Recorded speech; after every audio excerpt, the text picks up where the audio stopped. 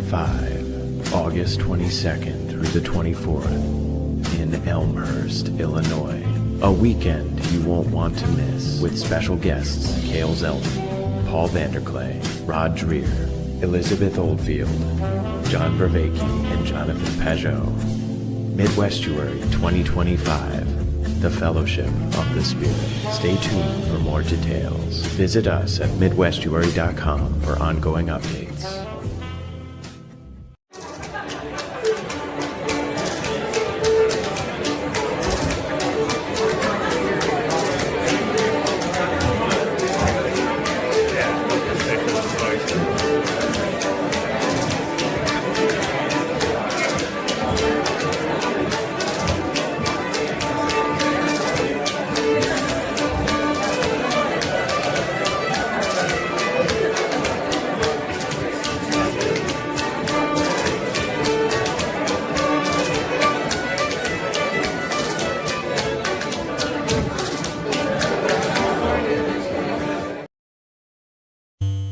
But it's time, I think, now to turn, awaken from the meaning crisis, to the other side of the argument that we need to make.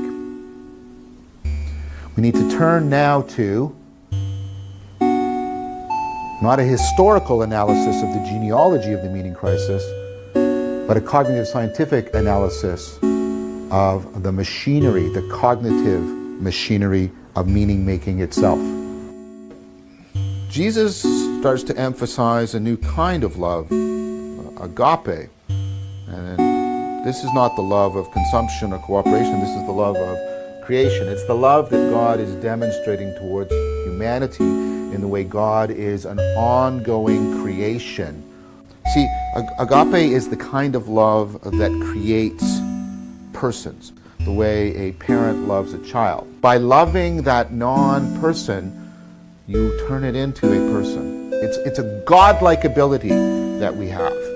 A person that could enter into a community of persons and find meaning, fellowship, belonging.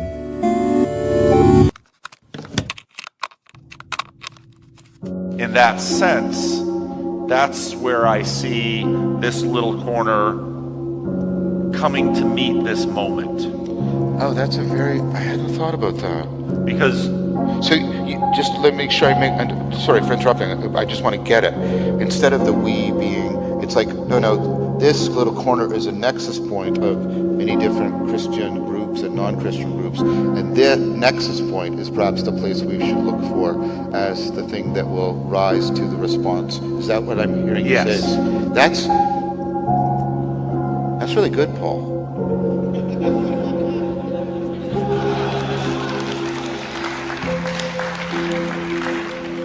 And that's what I hear when you say, this is how this little corner should steal the culture.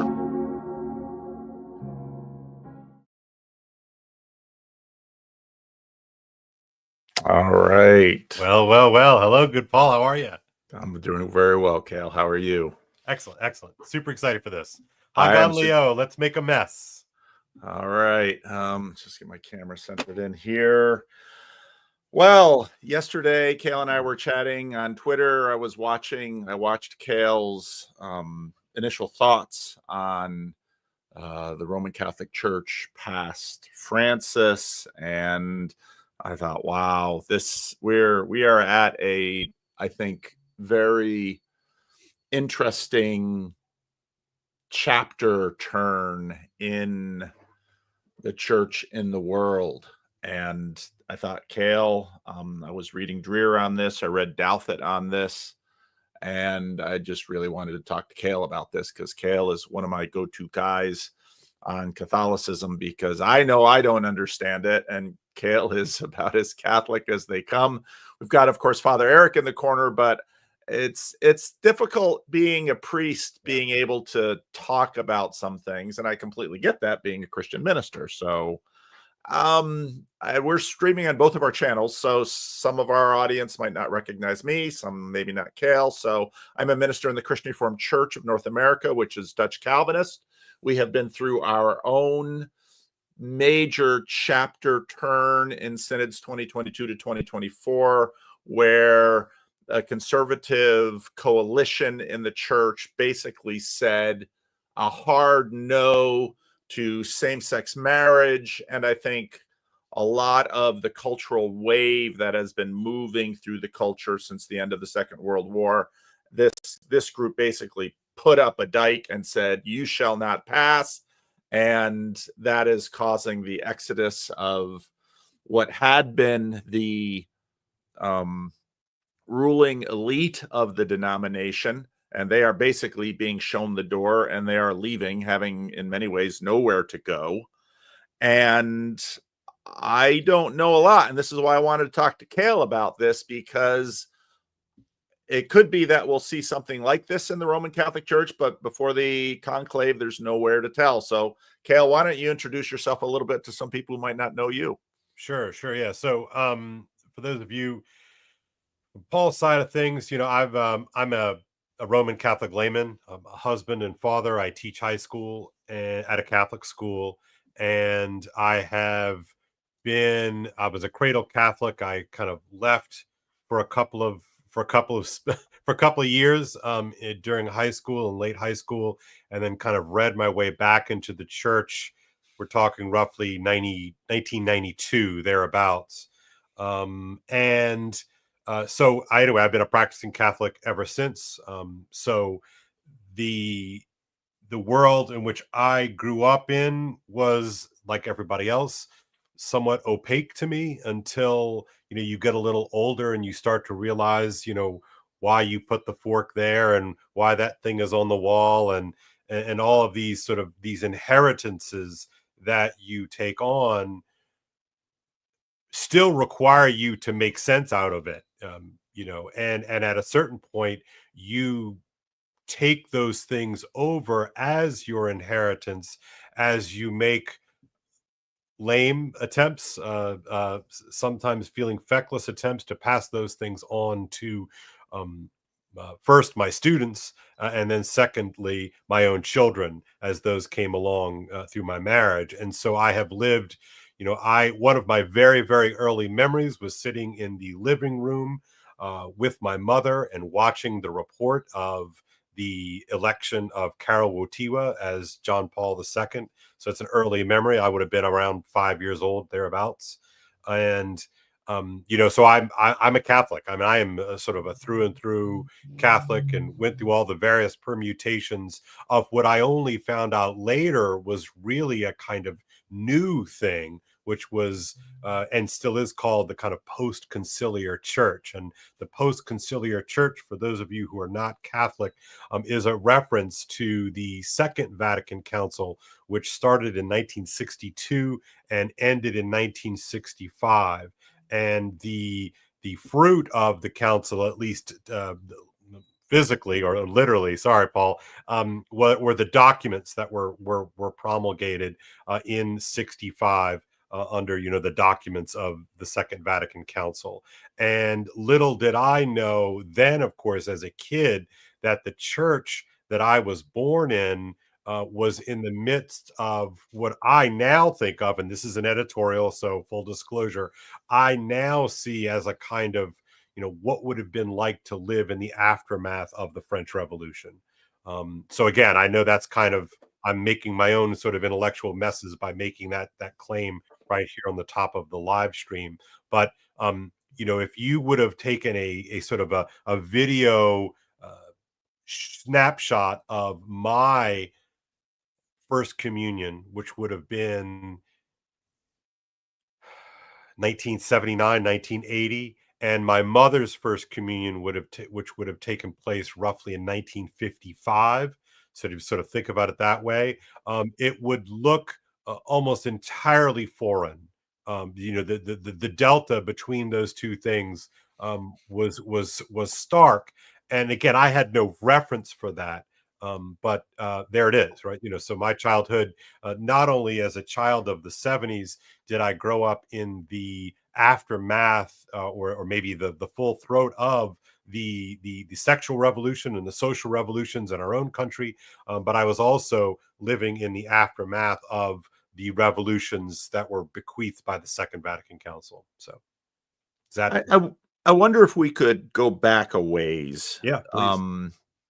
because the education I received in my upbringing was pretty standard, anti-Catholic, Mhm.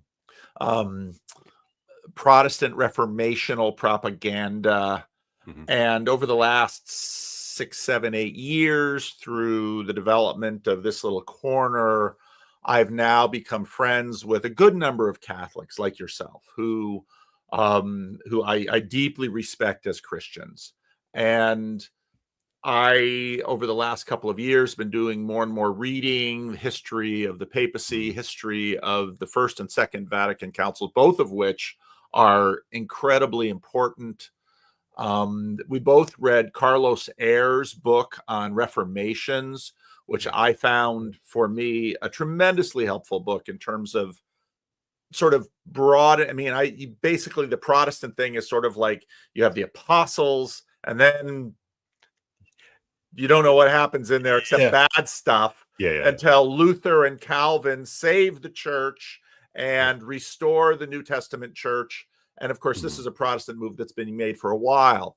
But at the same time, it's also fair to say that since Carlos Ayer begins his book on reformations with the Columbian Exchange, with Yep. Columbus discovering America, this then puts a whole bunch of things in a wild trajectory, this age of discovery, this Mhm. colonial Mhm. period.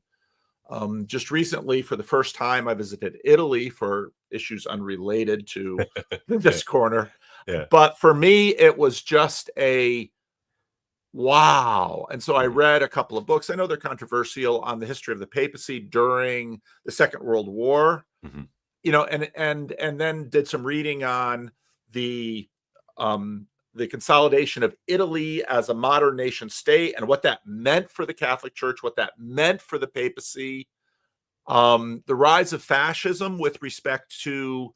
I mean, I think in some ways, part of what the Roman Catholic Church has continued to sort of reel from is the orientation that sort of began with Constantine, the 13th apostle, yeah, Right. as he's Right. sometimes Right. called, Right. and with this growing collective of state and church in some ways that sort of operated. And then, of course, in the Middle Ages, a big part of the Protestant Reformation is the oh no, okay, now princes have the option. Now princes have options, Yeah. Yeah. which, and of course, you have the French Revolution, Vatican I, which is the struggle between Gallicanism, Right. basically, to what degree is the French king the head of the church versus to what degree is the Bishop of Rome the head of the church. Mhm. And then in the 20th century, you have what's going on in Spain with respect to the church. And just as this book recently I read was writing about comparing Catholicism in Spain versus Catholicism in Ireland Right. versus Catholicism in Poland. And Or so then France. Yeah. yeah, and Mhm. and it's just mind-boggling, the changes that have been forced upon this, whatever this thing is, which I'm still trying to get my head around, which Protestants Yeah. at least call the Roman Catholic Church. And and then after the Second World War with Vatican II, once I did a bunch of that history, Vatican II sort of began to make sense Yeah. because the papacy was deeply afraid and concerned with communism. Mhm. And so, like many, sort of saw fascism, or what we call fascism, as a hedge against communism. You look at what happened in Spain, deeply important country for the Catholic Church, Italy, Germany. And I should say really misunderstood by Americans, or at least there's very little nuance. The Spanish Revolution is deeply the understanding of that is deeply flawed or skewed in the Americas, because the history of that revolution was given to us by liberal American Yes. sympathizers to at least a soft version of communism. And so, you Yes. look at the way that Hemingway sort of frames this thing, and other people, it's like the good guys are the bad guys, and the bad guys are the good guys. And if you know anything about that history, it is a gruesome, awful, disturbing eruption of a kind of orgy of violence, in which the two sides were actually killing each other and maiming each other, and there was really not a sort of a neutral ground there, for interesting reasons that we could probably bring up And later in on. some But I ways, just think it's an important part. there's elements of that you see in the history of Latin America, where you have these eruptions of these orgies of violence and disappearances in Latin America.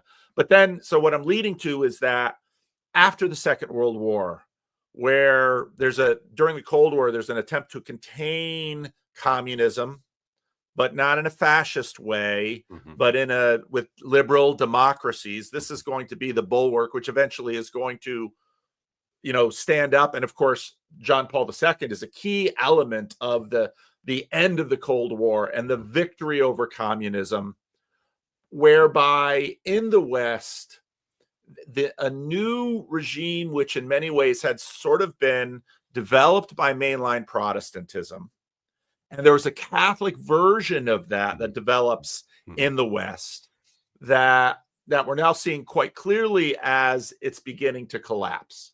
This post-war liberal fusion of religion, which again begins to unravel at the end of the Cold War with the rise of the struggle against Islamism, new atheism, and that then makes, so maybe you can talk a little bit about what led to the rise and the choice perhaps of Francis after, in some ways we sort of had peak, for many Catholics, John Paul II, one of the greatest popes in living memory, followed by Benedict, another. People had huge, and then Douthit, really nicely in his piece says, but with Benedict's retirement, and it feels more like an abdication. Retirement and abdication are sort of two, they mean basically the same thing, but the connotations of those two things are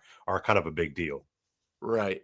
So Kale, maybe as someone who knows so little about this, you can flesh out sort of a little bit about the Papacy of Francis for me, about how you see it. Yeah, so I think it's important to recognize that the Second Vatican Council, which is inescapably linked to the First Vatican Council, which doesn't ever actually officially end, right? Because of the problems in Western Europe, they were unable to sort of officially call it to a close. And of course, consequentially for all of us really, and so much of what has been going on is that was of course the council that was about papal primacy and supremacy, and it gave us, for better and for worse, this idea of the infallibility of the papacy when teaching on matters of faith and morals, right? But the emphasis of that, Vatican I really was wrestling again, as Vatican II was, with the question of modernity. Right. So the story of Vatican I doesn't ever get resolved, and so the Second Vatican Council, of course, is, I think, called for officially in 1960 or 61, maybe, by Pope John the 23rd, and in many respects, this is an attempt to kind of put to bed the long 19th century, and that we have emerged finally from the evils of the early 20th century with the totalitarian movements and fascism and communism, and hovering over the Second Vatican Council is the unresolved Cold War, right? And this is the first world, which is kind of the West, roughly speaking, and the second war, which is the communist East, or at least the engine of the Soviet Union and all of its various satellites around the world. And so this fight is a real one. That there are, for instance, there are cardinals who were unable to go officially to the Second Vatican Council, or if they were allowed to go, it was like on a kind of like a hall pass, in order to go through the Iron Curtain to get there. And so very much sort of hovering over that council is how do you perform the sort of the function of being in that kind of prophetic mode, while at the same time, adhering to tradition, while at the same time making sure that your prelates who are stuck behind the Iron Curtain are not being acted upon in kind of retribution. So it's a truly dicey affair. But I think what strikes me so much about the Second Vatican Council is that it was a lot of hope.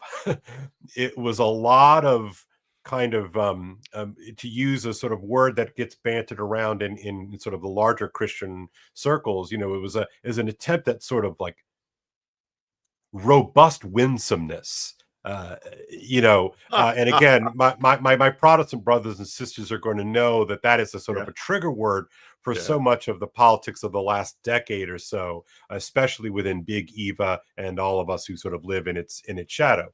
And so there was a real attempt to sort of, can you become a happy warrior against the encroachment of big communism, which is secular, materialist, to its core.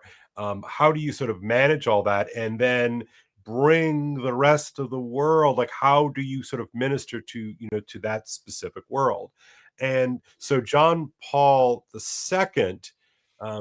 So John the 23rd dies after the first session of the Second Vatican Council, and then Paul VI sort of takes over, and he is the one who kind of sees it to its completion and promulgates it. And so of course he also then significantly, after the official end of the Second Vatican Council, but in its kind of spirit or in its kind of call, reformed the liturgy.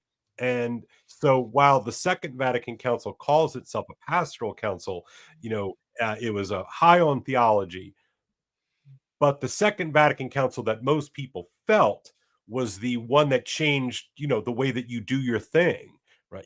So when I said earlier that if you took a 5-minute, video camera and recorded my first communion in 1980 or whatever it was, 79, I should go look that up. I actually have a date. And then if you look at my mother's, which was sometime around 1955, it's like looking at, sort of the before times and the after times. I mean, it has that kind of stark contrast. And so, so then immediately, though, in the aftermath of the Second Vatican Council, you have these sort of groups that emerge, right? These sort of groups of theologians, these groups of bishops that, what actually is Vatican II, and so you hear talked often about either in a sort of a positive way or a negative way, the spirit of the council. And this sort of is this new springtime. And it's if you look at the language of the documents, it's all kind of opening up and letting the air in, and and it's out of this sort of this stuffy pre-modern mode of being to some sort of one that is sort of more open to the world, that kind of thing. And so immediately you had the implementation of the council, for some important dioceses, especially in Holland, that interestingly enough, that I'm talking to you here, Paul, that there was like, well, we're going to just do everything new. Right? We're just going to, we're going to get rid of all of those hard edges because, and for as you yourself mentioned, when you grew up in a kind of a basically almost matter of fact in a sort of yawning anti-Catholic register, an anti-Catholic frame. And what's interesting to me is that I didn't grow up that way. Like, I didn't grow up with any kind of animus toward Protestantism. Now, locally, interestingly enough, I grew up in Baton Rouge. I was born in New Orleans, grew up in Baton Rouge, and of course, that's the sort of the epicenter for Jimmy Swaggart. So I was familiar-ish with a kind of a virulent form of anti-Catholicism, because his was, not winsome, not what's the word? When you all try to get along, what is it? Not syncretism, but Kumbaya, or no, yeah, the word will come to me in a second. Yeah. Ecumenism, Okay. right? And so I didn't, we were not raised in that kind of, you're Catholic, you are not Protestant. Yeah. Now You're in Louisiana, so my Right. daughter-in-law that my Yeah. second son Yeah. married Yeah. is from Louisiana. Yeah. She just joined our church. We didn't have to baptize her because she had been baptized once by the Catholics and baptized again by the Baptists. I mean, in some ways, that's Louisiana. Yeah, it is. Yeah, and if you look at a map of Louisiana, you sort of got the southern half circle of the state is all Catholic, and then everything above Baton Rouge is basically Baptist or Protestant or some versions of that. So anyway, the I guess my meaning here is that the Church of the Second Vatican Council, in many respects, went out of its way to soften those edges and to make Catholicism palatable to Protestants. Right. And so interesting. And again, the first real full-throated voice of this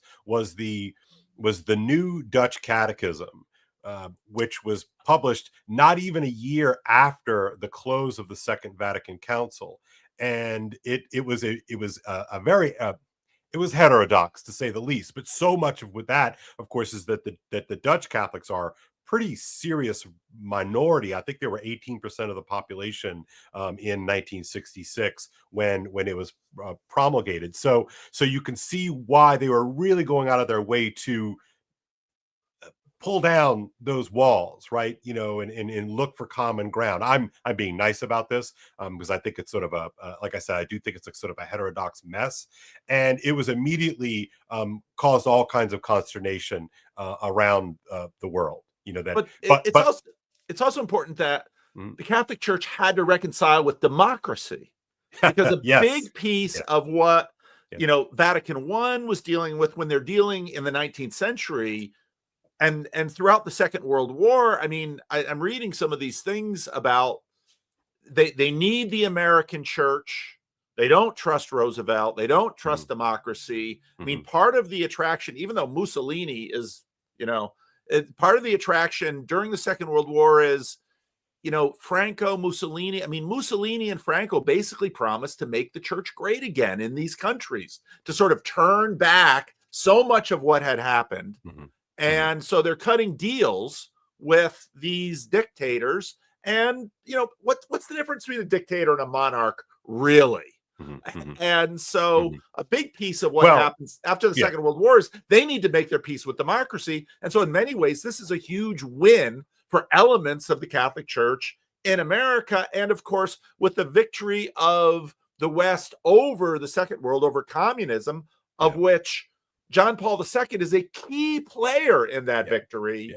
It's because remember, I was just going to say, because he is one of those bishops who has to get special permission from the communists to actually go to Rome to participate as in the Second Vatican Council, right? So which is, it's wild to just sort of wrap your head around that for a second. In his own life is very interesting. He grows up as a young boy. The Nazis sort of blow through there and kind of do their thing, and then as soon as the Nazis are gone, then the Soviets could come in and establish it. So he grows up under tyranny, and it was anti-Catholic from the Nazis, and it was anti-Catholic from the commies, right? So it sort of gets it coming and going, and so his whole identity is kind of forged in this liberatory ethos, right? That he is going to sort of with the sort of this great hedge of the church against these modern ideologies, right? And so he's deeply in conversation with those ideologies because he knows them firsthand, right? And so that the church was always a kind of stay against the kind of the lies of secular materialism. And he's a tremendously impressive man on so many counts. I mean, he really is. And this has been, I think, part of the reason we've seen the rise of, I mean, given how much anti-Catholicism is in American history, the rise in the 20th century, in the late 20th century, of Roman Catholics in terms of positions of influence and power, right, is incredible. Right. So think about this. So, I'm kind of using my mother as a kind of, or Judy's great. She might be watching. Hi, Mom.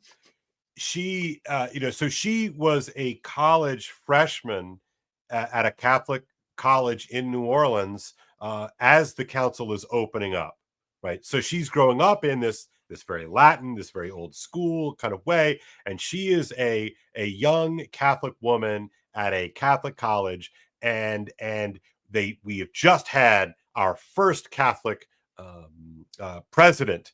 Yes.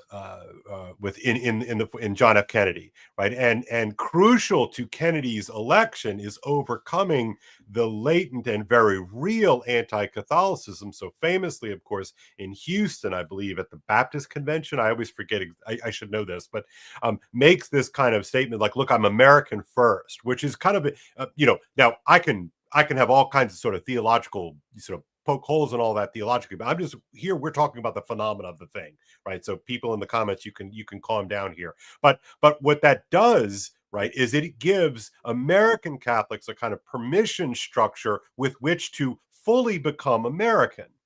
Right? Yes. And up until that point, like, it's kind of an open question, right? Well, I mean, how can you really, obey the Pope and celebrate July 4th at the same time? Yeah. Right. And of course, there's all of these immigrant groups, of course, I think it's first the Irish and then it's the Italians. The Germans and the French were certainly the Germans were masters of integration. I mean, they came to this country. I mean, I saw a figure, and you can correct me if I'm wrong here, but I think all the way up until like 1970, the largest ethnic group in America were the Germans. And yes. You just never know that. You would just never know that. Yeah, you pay no attention to them. They just whoosh. Right. We're Americans now, and so what was I going with that?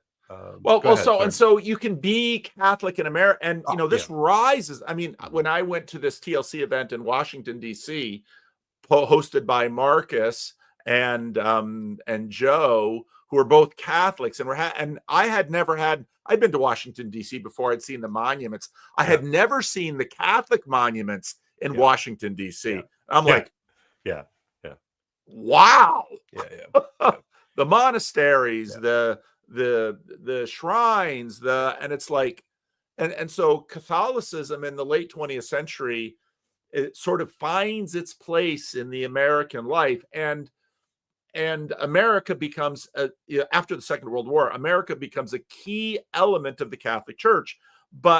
And then to get under the Protestant side of things, of course, the creation of the United Nations, Eleanor Roosevelt, this is sort of peak American mainline, which will be marshaled to fight the communists, and the Catholics and the mainlines are allies in this in many ways. Roosevelt, of course, you have the writing of Protestant Catholic Jew in the late 20th century. Or the mid 20th century, the key element is integration of the Catholics, integration of the Jews, and integration of African Americans, integration in American life. And so these liberationist movements go through American culture as sort of great awakenings in the culture. And Catholic, and I mean, Paul Simon sings about the radical priest. The cutting edge of Catholicism and the cutting edge of mainline American Protestantism are very, very close. Yeah. And so, and of course, there's always, liberal America is always doing this flirtation with communism that really happens in the 30s. And then, of course, during the Cold War, how communist can we really be? Look at what they're actually doing. Right. And then, of course, communism collapses. But there was always sort of this, I call it liberation, progressive liberationism, that is just moving through both churches. And of course, Latin America and the Catholic Church, kind of to address a lot of the ugly history of Latin Catholicism in the Americas and in Spain. you have the rise of liberation theology. But I remember before I was going to go to Latin America as a missionary, one of my professors at Calvin Seminary, who had been a missionary in Mexico City, said to me, because I was reading liberation theology in seminary and I was very excited about it, very much a liberationist.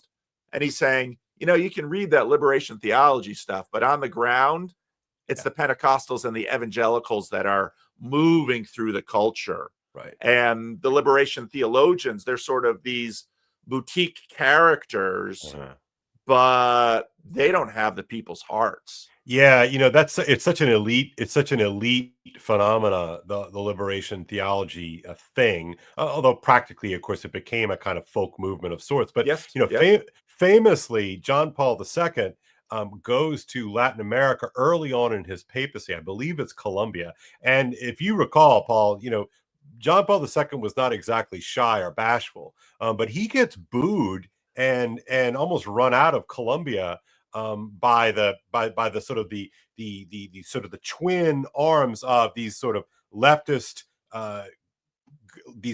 sort of military juntas and the liberation theologians. And so he went down to kind of give the liberation theologians the what for, and they weren't having anything of it. Now I think he ultimately kind of emerged from that victorious, but that is. And so in America, the liberation theologians were very much part of this contra-Roman, contra-Vatican. It's interesting. It's sort of going against the sort of the winds of Vatican II, right? So then the question, well, what is Vatican II? Well, that is the fight, right? That is the sort of the defining thing of the church since it closed, since the council officially closed in 1965. So who gets to interpret what it really means? Yes. Okay. So that in 68 or so, and again, I might be off by a year, a month here, but in 68, we have the promulgation of the new mass. But also in 1968, you have, again, all within a few months of one another, you have the promulgation of the very consequential, socially consequential encyclical Humanae Vitae. And Humanae Vitae was basically the church being like, yeah, we've been sort of flirting with all kind of these versions of modernism, but when it comes to artificial birth control, that's a hard no. And that was a shock, that sent sort of shockwaves through the theological colleges in the United States of America, and certainly in Western Europe. In fact, so much so that prior to the study, like everything in the church, right? There's a study group, and then there's like there are hearings, and then there's whatever the Pope will sort of then put out. Well, all of the energy leading up to that promulgation was in the other direction. Yeah. Everybody was told on the ground in colleges and in marriage prep and all these sort of things that the church is going to change. The church is going to modernize when it comes to family planning, et cetera, et cetera, et cetera. So there were people who were being formed in the late 60s in marriage preparation with the idea that this was all going to change. And then all of a sudden the Pope's like, yeah, no, we're not doing that. Okay, so you can see, so then all of a sudden, Paul VI, who was sort of this great figure of the Second Vatican Council, gets turned on immediately by all the theologian class. They all turn on him immediately, and then this leads to all kinds of Rome is saying what Rome is saying, but we're gonna harness the spirit of the Second Vatican Council because Paul VI doesn't get it. Okay. All right. So this is huge, right? Again, and this is what's so infuriating to me when people talk about the Second Vatican Council. They talk about it from a theological standpoint, and we can all sit around our seminar tables and talk the theology all day long. But when it comes to it, this, Paul, as a pastor, right?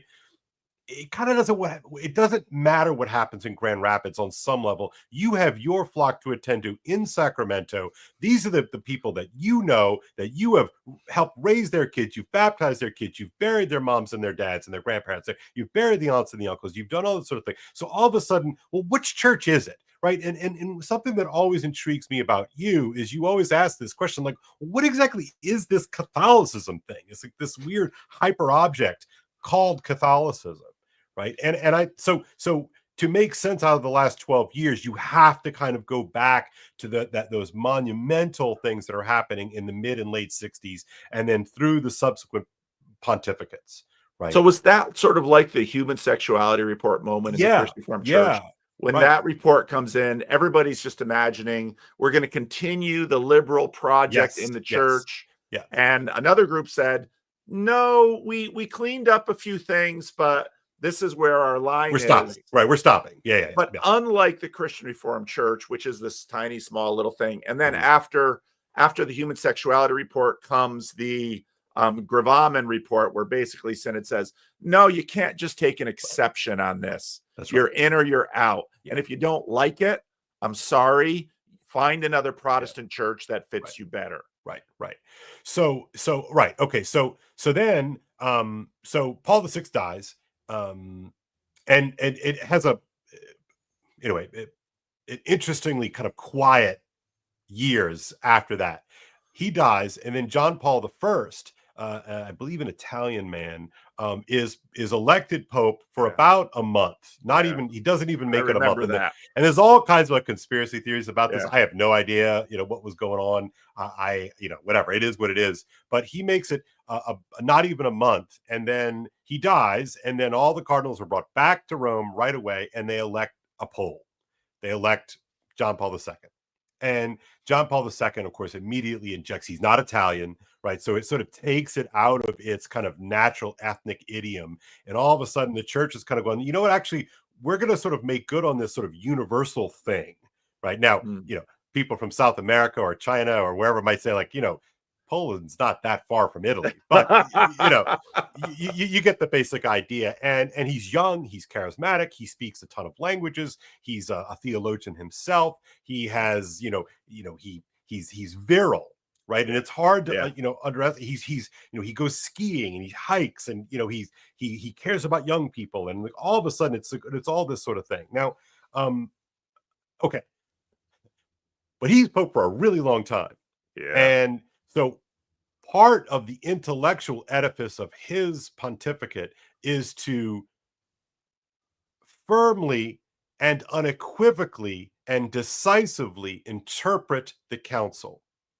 That this is what the council means. The council does not mean the Dutch catechism, right?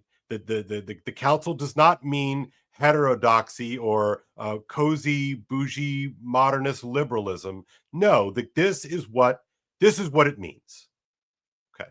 And part of that intellectual edifice is worked out with his sort of his right-hand man theologically, Cardinal Joseph Ratzinger, who is head of the CDF and is, so he's sort of part of that. And so when John Paul has a long death, as you recall, I mean, and I'm eliding over all kinds of stuff, and there's a bunch of real things. But anyway, long death, and when he dies, there is still that elite class of theologians who think, okay, finally we got rid of this backward pole, right? We can finally get back to the council, right? So you could sort of see, even though John Paul II and Cardinal Ratzinger are actively interpreting the council. They're like, that's good. We cannot wait until this guy dies. Like, when is he going to die already? And then he finally dies. They're like, okay, now's our chance.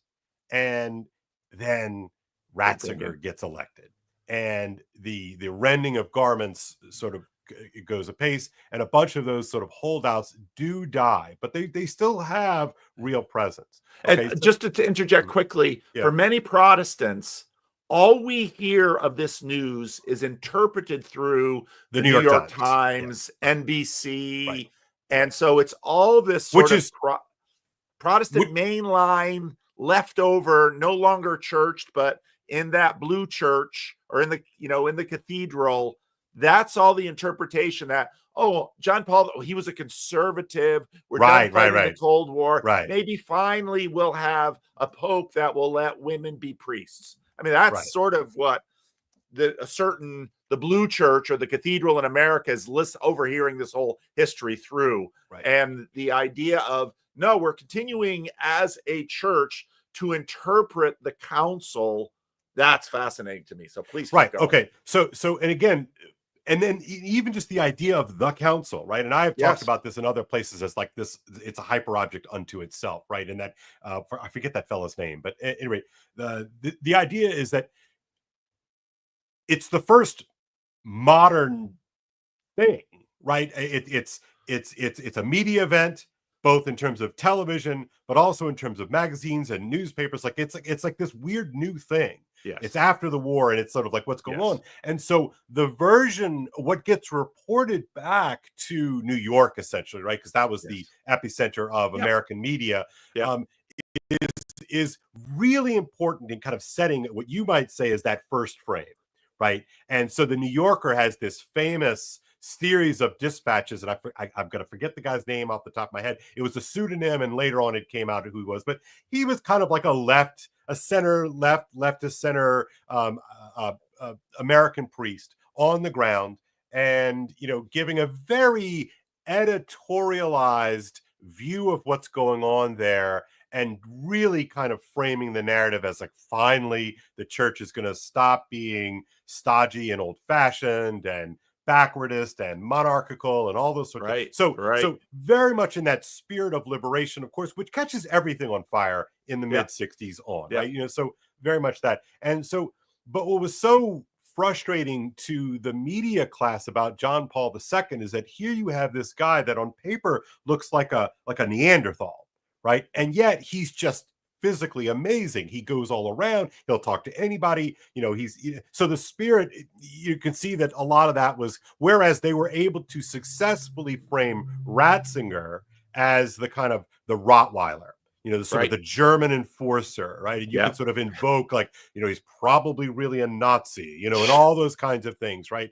Very much fitting the frame of the New York media establishment, right? Now, the theology, sort of the theologian elite class in America loved that stuff because that was very helpful for them.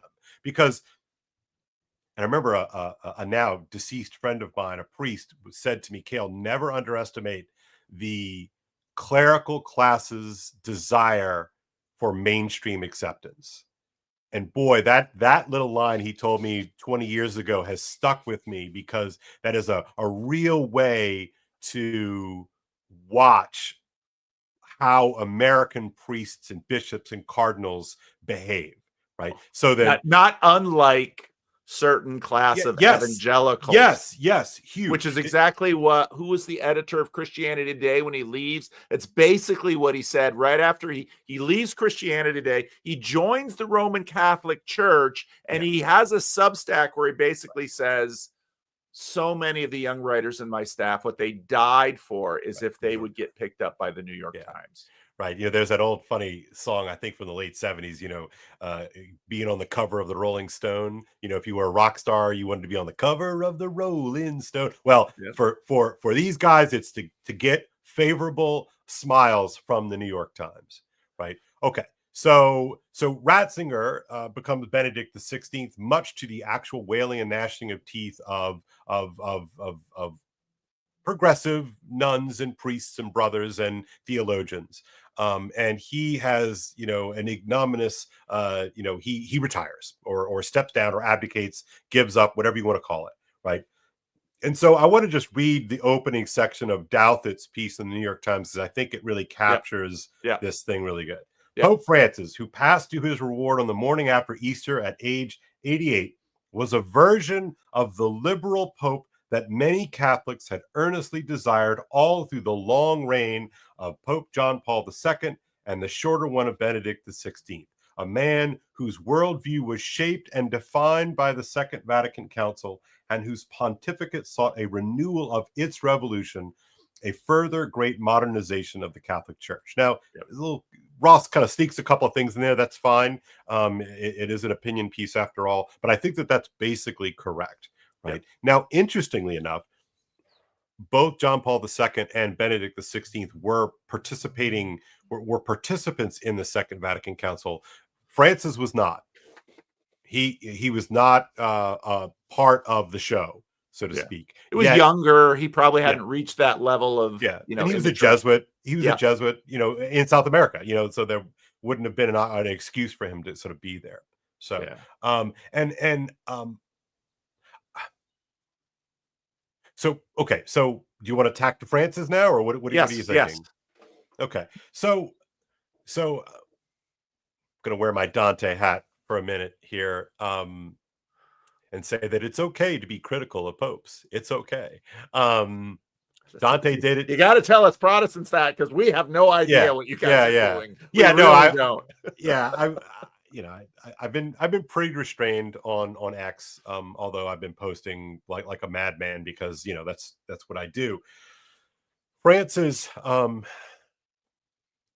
emerges as the sort of the victor of that conclave 12 years ago, and immediately you saw gestures, because a pope in the modern age, again taking our cue here from John Paul II, a pope in the modern age has to be media savvy. A pope in the modern age has to understand the power of the frame and the power of the slogan and the power of the quip, all these kinds of things. Ratzinger he's passed away. Ratzinger was an intellectual. He was more comfortable, at his desk writing his letters, and that's what he kind of cared about. He loved his music, and he was like an academic. He was one of those guys. Whereas Francis has always been much more kind of amongst the people type, of a type at least. And so immediately he eschews the papal. He eschews a number of the sort of the trappings, you might say. I'm using that word kind of on purpose. The trappings of the papacy. So he ditches the red shoes. He doesn't live in the papal apartments. He goes home and he carries his own bags in the airport. He paid his hotel bill after he was elected. He lives in the simple red house. He makes phone calls. He's the Pope of surprises. And so right away, and even if you look at the pictures of the Pope when they emerge to be introduced to the people who have gathered in St. Peter's Square, if you look at all the popes and all the sort of the last however long they've been taking pictures, right? So for the 20th century, let's call it, they all look the same, right? They're wearing the same outfit essentially, but not Francis, right? So immediately he's out, he's in his simple whites, and so right away that these just now, okay, fine, But this will appeal in American, in the American imaginary. This is very much going to appeal to a countercultural authenticity. He is not owned by the establishment. He is going to be the man, but he won't be beholding to the man. And this will really tick off some of my Catholic my fellow Catholics. But yes, he is the Trump of Catholic popes, right? And I don't mean that ideologically, right? I mean that ideologically they're very different. Right. He's the same kind of like norm breaker phenomena that everyone complains about Trump being. And again, just so people understand, I'm not making a philosophical, theological, ideological point here. I'm just talking about in terms of style. And I think he was very savvy about this, and he worked that to great effect in terms of his papacy. He enjoyed tremendously positive mainstream media press, unlike anything that anybody has seen, I think, really kind of ever. And so, I think that's worth paying attention to. Yeah. No, that I remember that because of course, certain kinds of Protestants are sort of formed with this anti-clerical, anti-iconographic. Yeah. And so, of course, now even with as the Pope lies in state with the Swiss Guard, and I mean, Protestants just sort of look at that like, this feels like a monarchy. Yeah, which it is. It is. Yeah, right. And so then people also with sort of democratic sentiments, but there are all these currents just sort of running through things because, of course, Jimmy Carter was the guy who walked his inaugural parade, and so you've got this register that's constantly at play in American culture. And so, of course, and that those things play in other cultures as well. Yeah. And so he comes in, but the fact that he's from Latin America, of course, plays well with a certain register. And then, there's, of course, the who am I to judge moment, which grabs the news. Yeah, that's a huge moment, right? And so, what Paul's talking about is, he would sort of take these trips, and then famously he would sort of take questions from the media that are aboard. I don't know, I forget what they call it. Not like Air Trump Force again, One. perhaps the first social media pope. Yeah, right. And so, but that was like hugely consequential, especially about what was being talked about, and it was something about homosexuality, and because that's what the media class cares about. And so he's asked about something, and he says famously, like, "Who am I to judge?" Right? Well, it is hard to explain kind of from the inside what something like that meant, especially if you taught the faith, if you were a catechist, if you were someone who had held the line since 1968 on all of these hot button issues, from abortion to contraception to gay marriage, all of these sorts of things. You were, and look, I've been teaching, and I've been in Catholic schools. I think for 6 years. So I'm 52. So for the first 4 years of my life, and so I think basically 43 of my 52 years, I have been in a Catholic institution, and either as a student or as a teacher. And, even in Catholic schools, saying, being against abortion and being against gay marriage and being against marriage, like divorce and remarriage, all these kinds of things, it did not make you a terribly popular person, right? But you understood, and those people in those institutions understood, like, yeah, but it's a Catholic school, right? Or it's a Catholic church. Like, of course, this is these are the lines that have been given to us, right, as part of the deposit of faith, et cetera, et cetera. And all of a sudden, man, your knees were just chopped out from under you again. And it didn't matter. And it didn't matter that he didn't teach ex cathedra. It didn't matter that it wasn't in an encyclical. It didn't matter that it wasn't from the pulpit. The fact that the sort of the symbol of Catholic unity could so casually speak in that regard about something as quintessentially important in the kind of media ecosphere was astounding. I mean, it really was astounding. I thought Douthit really nailed that. Just by creating that novel form of conflict in which Catholics who had been accustomed to being on the same side as Vatican found themselves suddenly crosswise from papal authority. Francis helped to demystify his office's authority and undermine its most imposing claims. That's because the conservatives whose convictions he unsettled were the last believers in the imperial papacy, the custodians of infallibility's mystique. And by stirring more of them to doubt and disobedience, he kicked away the last major prop supporting a strong papacy and left the office of St. Peter in the same position as most other 21st century institutions. Graced with power, but lacking credibility, floated on charisma without underlying legitimacy, with its actions understood in terms of rewards for friends and punishments for enemies. And so in that sense, and again, an interesting dislike similarity to Trump, because of course that's the vibe in blue America, in terms of Trump's in here to reward his friends and punish his enemies. Right. But this is being done from the papal see, which the ones who still believed in the man still believed in the chair the man sits in, and the man in the chair he sits in come together. And so, wow. Right. And so, and I remember just as a young man, having kind of in a kind of bratish fashion left the church and then kind of read my way back into the church.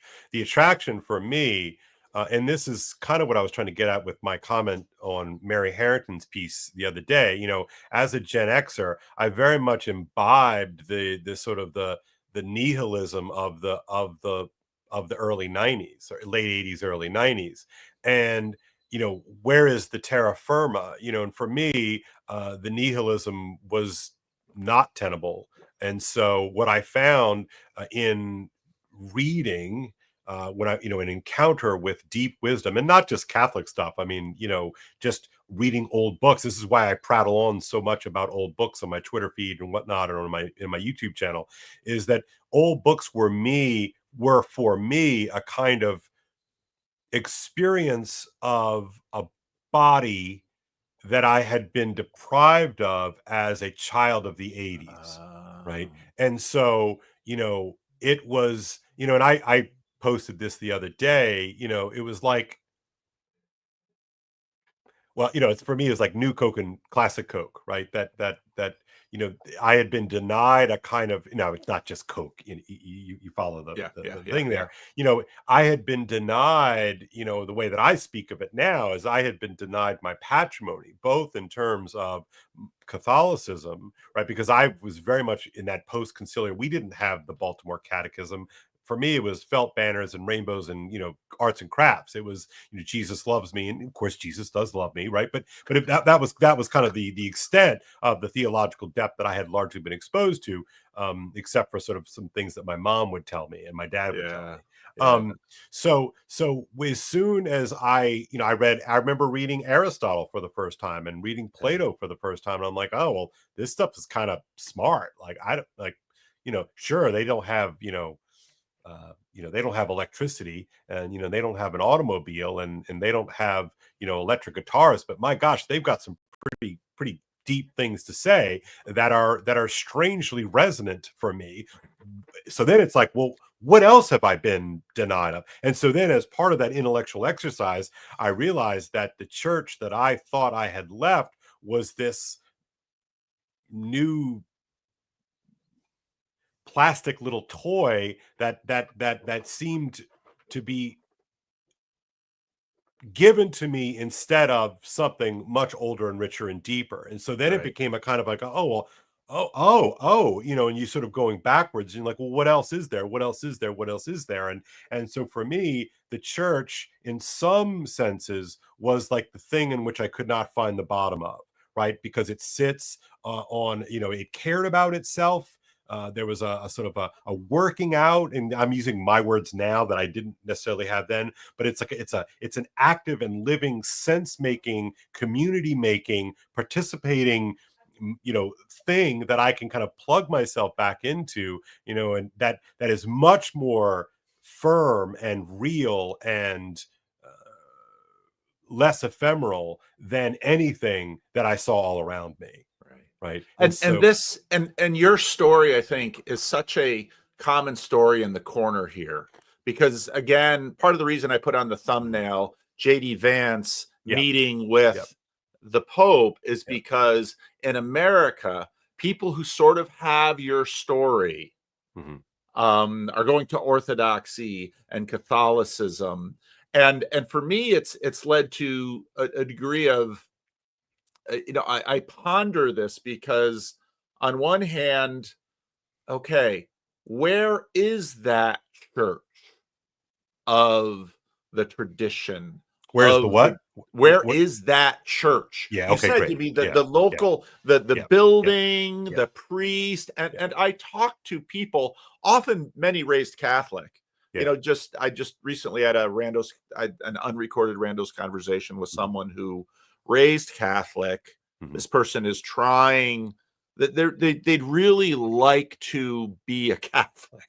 And they looked at Orthodoxy, and I pointed in maybe to some, Anglican Protestant sources that they might find, because of course, zip code matters, because for a real church, you want to go there and participate, and you don't want it to be a Happy Meal. You want the church of this great tradition of seriousness, and even Sam, our biblical Unitarian in the corner. I mean, in many ways, part of what the corner has been for many people is this methadone, because I can't get at the real stuff locally, so I have to live on the methadone of the virtually not alone instead of because I'm longing for, in very Hebrews way, I'm longing for a church which will be delivered from heaven because it isn't quite here now and yet. And so, it was striking for me. I learned so much, at these turning points. In Rod Dreher's diary today, he quotes from an anonymous Catholic priest, I believe. Yeah. Yes. I got a couple of workers coming in. Oh boy! So if I got a ditch, you got to carry. But he says Bergoglio's papacy showed its least attractive and most damaging side, favoritism. Of course, this is a fear about politics by meme, which Rod writes later on. Was much in evidence. Certain clerics who should have been fired for the most obvious faults, particularly with regard to child abuse and sexual immorality, were protected. Even against the very people the Pope had commissioned to clean up the church's act. Bishop Barros, Theodore McCarrick, Bishop Zanqueta of Argentina. He goes through this list, and then he writes about something which I hadn't known about. In diplomacy, meanwhile, matters were left in the hands of Cardinal Parolin, who oversaw the secret treaty with the Chinese government, allowing the CCP to appoint Catholic bishops. And when I, as a Protestant, read that, being raised with my Protestant history of the papacy, it's like, the basic thing about who chooses the leaders, the bishops. I mean, we don't have bishops in the CRC. Okay. Hang on. Go ahead, Kale. You got to carry this. Yeah. So, so the question of the Chinese situation is such an interesting and kind of, tell of sort of the dark side of realpolitik in the sort of the modern Catholic Church. And, it functions in such a way, the idea of allowing a secular government to have the say on who gets to be named a bishop. Those are the kind of things that wars were fought over back during, the various reformations. So it is always startling to kind of see this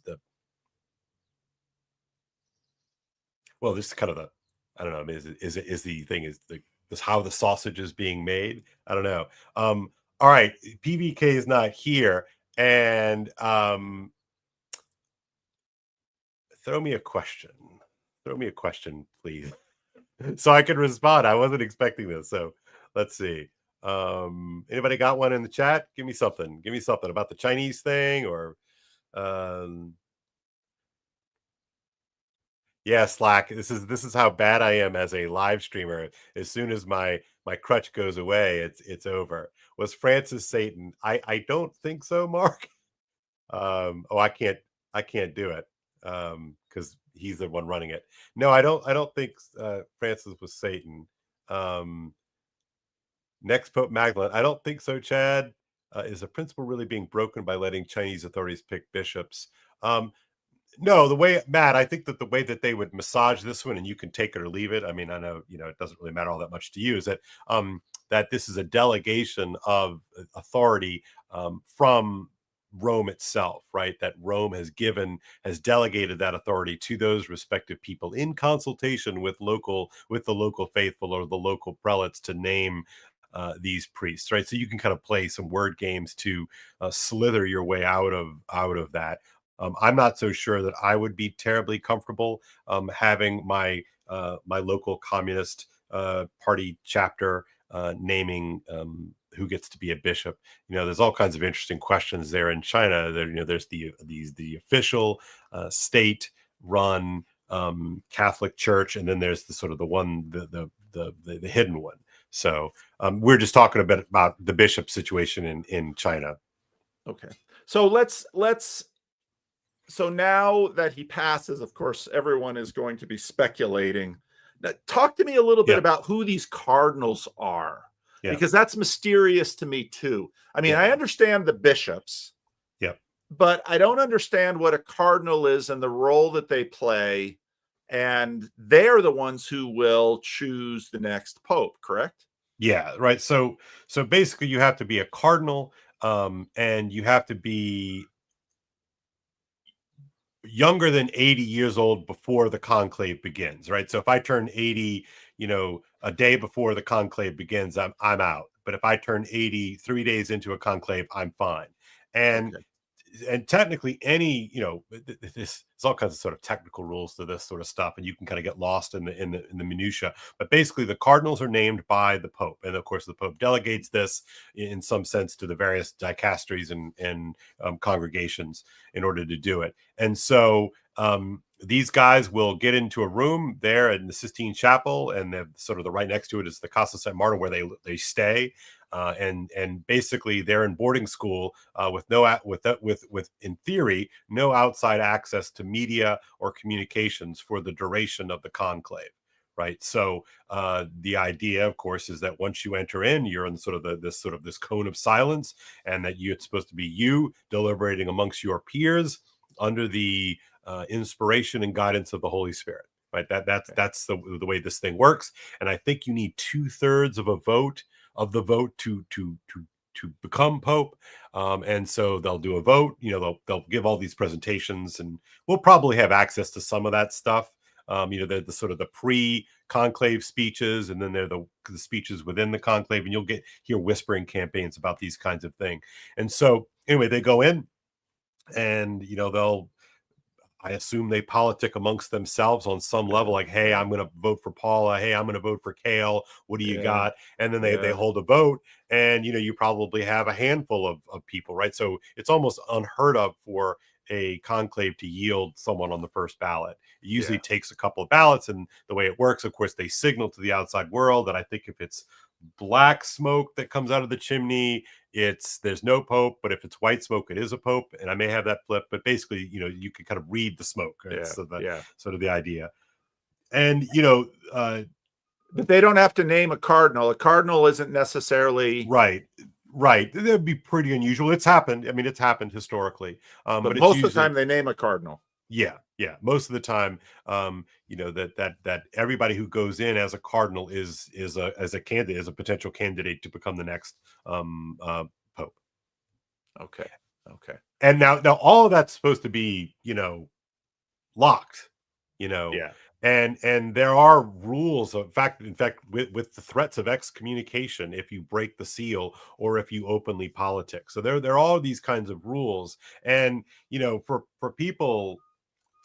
Look, my origin story here in the TLC, Paul, is that I wrote a piece for 1 Peter 5 in which basically I laid out the fact that Cardinal Theodore McCarrick broke me, right? That my I had put up with a lot, I felt. I put up a lot with what I thought weird things Francis was doing. But when it came out that McCarrick was guilty of all of these predations and abuse of seminarians and priests, and the kicker for me was that it wasn't actually secret, right? That actually a lot of people knew, and for whatever reason they felt, I can't read minds or hearts, right? But for whatever reason they felt that the fact that this man, with this highly placed man, is acting in the most egregious and sinful ways. He's a flipping cardinal. I mean, I don't understand what that means, but in terms of a status hierarchy, well, just right. I mean, just think about it. Think like how many billion Catholics, and then there's a few 100,000 priests, and there's a few thousand bishops, and there's like 200 cardinals, right? So this is like you said, as you rise up that status hierarchy, how can it be that a prince of the church, and remember they wear the red, right? Just so we're all clear on this, the bird is named after the priest, right? The cardinal. They wear the red because they are called to be living martyrs for the faith. Now, early on, of course, that meant something, right? If you were growing up in the various early Roman persecutions, to be named a cardinal meant that you were going to be tracked down and crucified. Yeah. Right. So that's their patrimony, right? So the idea that Theodore McCarrick could carry on as he did in brazen fashion and nobody said anything, nobody did anything for reasons, you know, that still escape me, by the way. And by the way, McCarrick just died like a month ago. So that's all interesting too. But the reason why that's important is that in the aftermath of Francis's election, you can find this on YouTube. McCarrick goes to he makes some kind of public address, I believe it was at Villanova University, and basically brags that he and a couple of Italian gentlemen got Francis elected. And that's like one of these buried stories. And, you know, who knows what really happened? Was he just bragging? You know, was it real? I don't think, you know, for me, it has the ring of truth. But basically he, you know, with a group of his cronies got together and installed Bergoglio, who became Pope Francis, as like their guy. And, you know, that's just the ugly side of the sausage politics being made.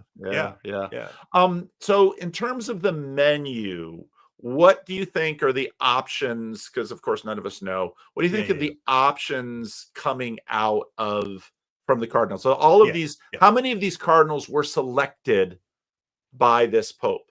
Like almost all of them. Wow. Like higher than 80%, I believe. And somebody can fact check me in the comments right now. But look, the way this thing works is that, you know, the Pope names the cardinals, right? And so if you're Pope long enough, your guys are in place. Now remember, before this, I think it's important to remember that, you know, Pope John Paul II, since he was Pope for so long, I think named all of the cardinals who elected Joseph Ratzinger to become Benedict XVI.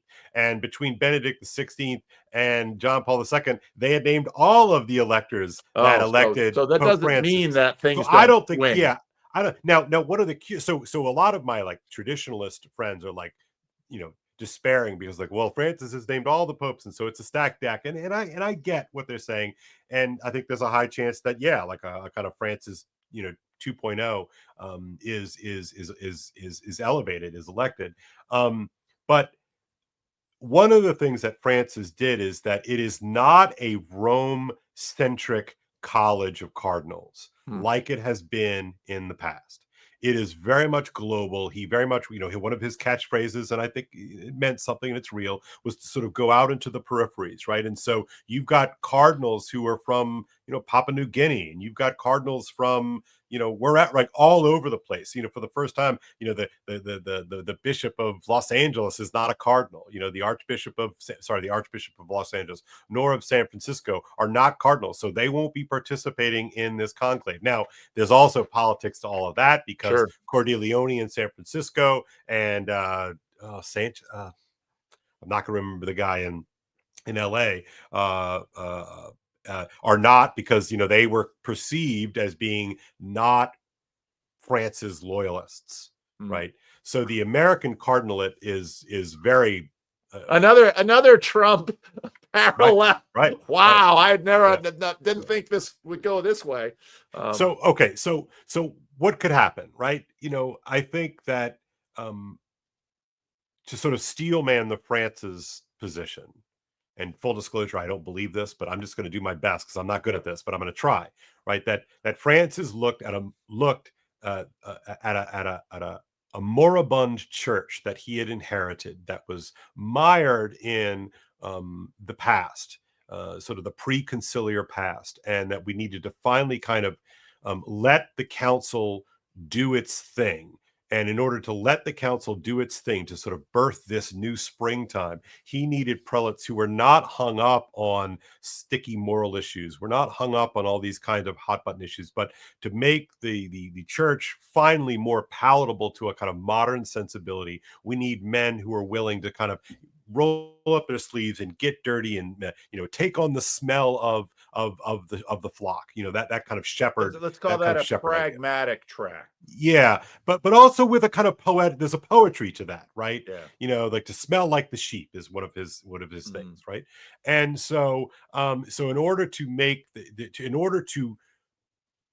the Catholic Church flourish again, right? Make Catholicism great again, right. It has to get with the times. It has to stop caring about below the belt issues. It has to stop caring about these kinds of things. It needs to sort of be open and welcoming and all those kind of things. And so you'll hear oftentimes from real Francis fans is that, that the buzzword you're going to hear 24/7 is a welcoming church, a welcoming church. Who am I to judge, and all of those sorts of things, right? So, and there are definitely parallels in that in terms of Protestantism in America, kind of a middle evangelicalism. Right. Not anti-liberal, still sort of a going along with a liberalism and saying let's at least not lose the ship here by veering off. I mean, in many ways, the Christian Reformed Church is facing this too, because there's sort of the moderates who are left and the harder line confessionalists that are saying, conservative Protestant Reformed confessionalism is our way to go. Let's, run the PCA's game. So, okay. Right. So then what is called for, what should the conclave yield? Well, we should very much, Francis didn't have time to implement his vision of a more synodal church. Right. And for those of, synods mean various different things, but for all the way up until about a decade ago, synodality in the church meant that the bishops would come together to confer amongst themselves from far-flung places around the globe, right, on various issues. So there's a synod on the family, and there's a synod on whatever, fill in the blank, right? And Francis's vision was to conduct what he called the synod on synodality, and instead of limiting synodality to sort of the boys, right, the bishops, who could do that, he would invite lay people and lay men and women into this sort of synodal sourcing of feedback. Sounds Protestant.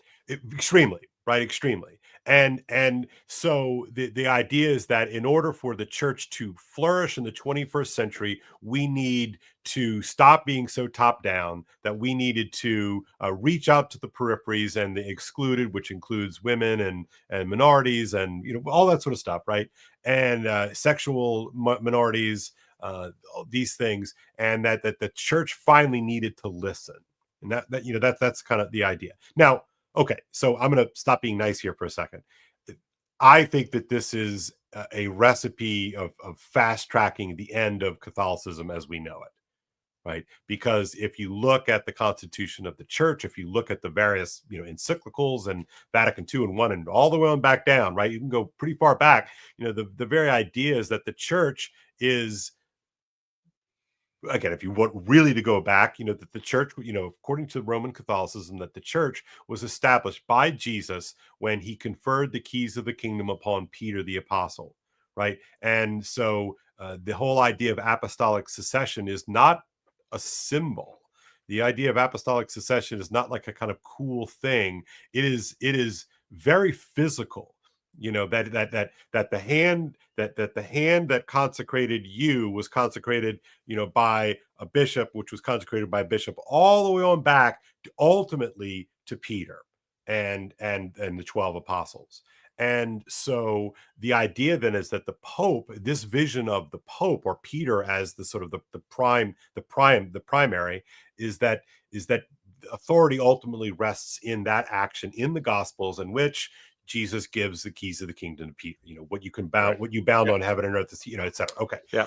So therefore, the gospel, now we can sort of speak generally, like the gospel, right, is something that was entrusted physically to Peter, and so therefore, so that the Pope now in 2025 is operating in that succession of hand touching. Right. Yes. The consecration of the hands all the way on that. And so therefore what you are stepping into, it's like you no longer exist. Right. You're not Kale Zelden anymore. You're Pope, whatever, right. Urban the 15th. That's why you're renamed. Right. So all these sort of symbols are taken on, and that's why all the vestments are supposed to be the same. It's not supposed to be about you. You are now occupying this thing that is way bigger and older and more important than you, right? So my critique of synod on synodality is that you have democratized that which is by its very nature undemocratizable, right. That the truths of the gospel are not up for vote. Right. Right. That these are things that are received. And so your job as the head of the church is to serve the deposit of faith. Right. Yes. And very much what you see in this demotic sense, right? This demotic sensibility that is clearly reached to the very upper echelons, ironically, of the church is that no, actually, these things actually are about, and you'll hear people talk about the voice of the faithful. Right, that we are part of the priestly set of believers, etc. And I get all the theological nuances, but what I had been brought up in, and part of what I had done in my own sort of work of intellectual excavation was that no, actually, like the Pope can't just change stuff because reasons, right? That he has a certain, well, like for instance, a classic case, Paul, right? For you with your denomination. He went through the whole women in office thing, right? And famously, and I want to say 1991 or 3 or something like that, the Pope comes out with a Pope John Paul II this time comes out with a letter that basically says the church does not have the authority to make women priests, right? By definition. Right, this is John Paul II. By definition, that even if she wanted to, she could not make women into priests, etc. Right, so you can sort of see the way that this is understood. Just use that as a kind of test case, right? Wow. Right, that So yeah, right, so yeah. Does that make sense? Yes, I get it. I get it. Right, that is fascinating. And so when I look at the Christian Reformed Church now, the Christian Reformed Church is in a weird place. Because on one hand, the liberationists, the boomer liberationists have sort of been pushed out. The millennial men have sort of taken charge. There's a confessionalism that was used to drive out sort of the boomer liberationists who had power. Right. And I know Chad's a little sick of the But part of the reason they could do this was because the children of many of those liberationists are not deacons and elders in the church. Interesting. The reason they could do this is, I think, Trent Horn had just put out a video on Protestantism winning in America. Yeah, I saw that. Yeah. I didn't see the video, but yeah. Because of the collapse, to be, and it's so interesting where we had the second American Catholic president, and Joe Biden goes to mass, Lunch Pail Joe goes to mass from Delaware. And Nancy Pelosi, another Roman Catholic at the highest points of power in America, but they're a certain kind of Catholic. And what I wrote this morning I wrote it somewhere this morning, but there's sort of a poison pill in the certain kind of Christian culture that eliminates the instantiation of the church. And we've watched that in the American mainline, which is, Roger a few years ago basically wrote, the last Episcopalian has been born. And so you look at this collapse of Catholicism in America in terms of real participation, which has led to what we're seeing in the Catholic Church, a lot of what we've been seeing in the Christian Reformed Church, where you have all of the young priests like Father Eric are conservative. Yeah. And so you have sort of this collapse of this one thing, and then what kind of emerges, because the waterline continues to go down, are these durable conservatives that are conservative in temperament, they're conservative in many respects, and so you're not going to see. But at the same time, and this is a point made, I don't remember if it was Ryan Burge or who made it, you see the collapse of the mainline, you see the collapse of this Catholicism in America that sort of reached its peak in the mid to late 20th century, fighting the Cold War. Right. And the successors are sort of these nuns, N-O-N-E-S's, not N-U-N-S's. Yeah. Successors are these nuns, and that becomes this spiritual but not religious, this not even a nominalism, because they don't even embrace be Catholic or a Christian by name. But again, in a Tom Holland sort of way, there's still a lot of Christian formation in aspects of their moral imagination, which so they participate in this invisible church of progressive liberationism. And And so the question, they're watching alongside and thinking, when this vision, when is the Catholic Church going to, bring in the kingdom on all of these issues that they find to be at the fore?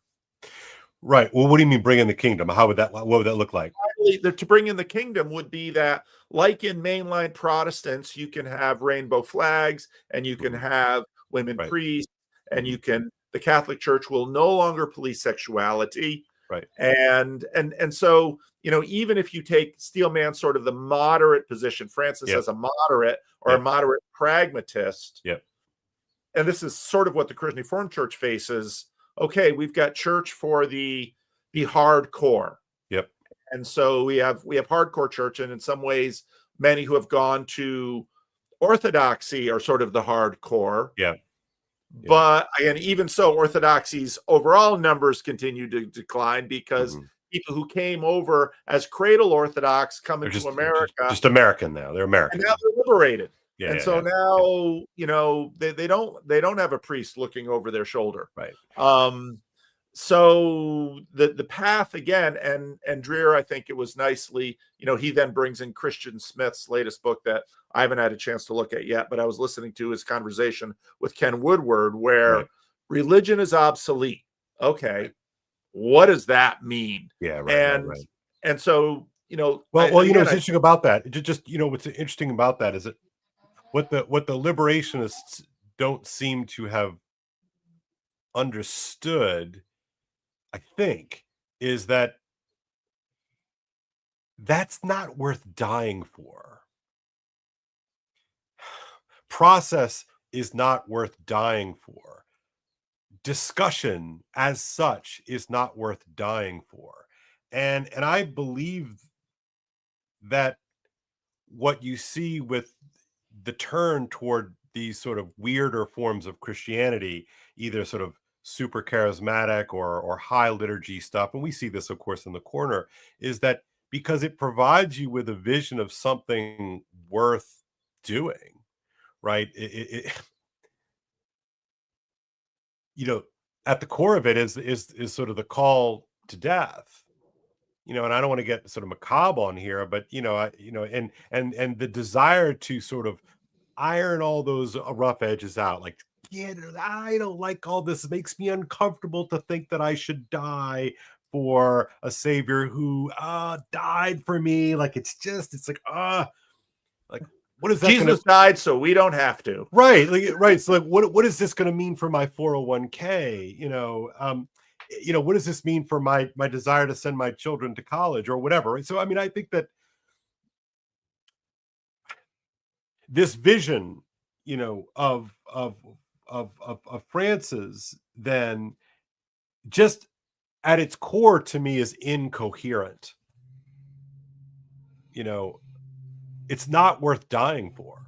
And that's where I think the big fight, and this is beyond the Catholic Church, the big fight in terms of Christianity in America is because the discussions about, Christian nationalism, the discussions about the alignment of church and state, the discussions about how, in fact, is the faith to be instantiated in our real life with our day-to-day decisions, the questions about how is the faith lived out in the seculum, those are our questions. And I think, again, as Dreher wrote in his piece today, that's where Christian Smith is sort of, and again, Christian Smith, who teaches at Notre Dame. Notre Dame is the Harvard of American Catholicism. Right, for sure. Protestants employed there notwithstanding, some of them from the Christian Reformed Church.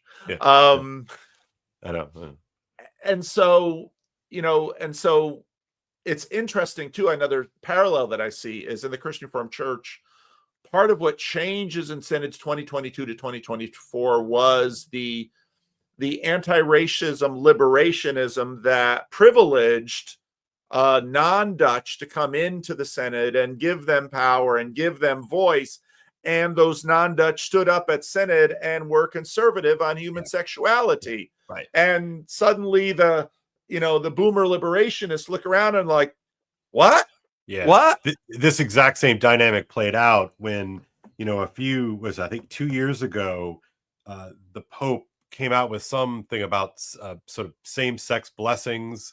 And it was a big mess. The rollout was a mess. It was like a couple of days before Christmas, and there was all kinds of ambiguity. But basically, the African bishops were like, no.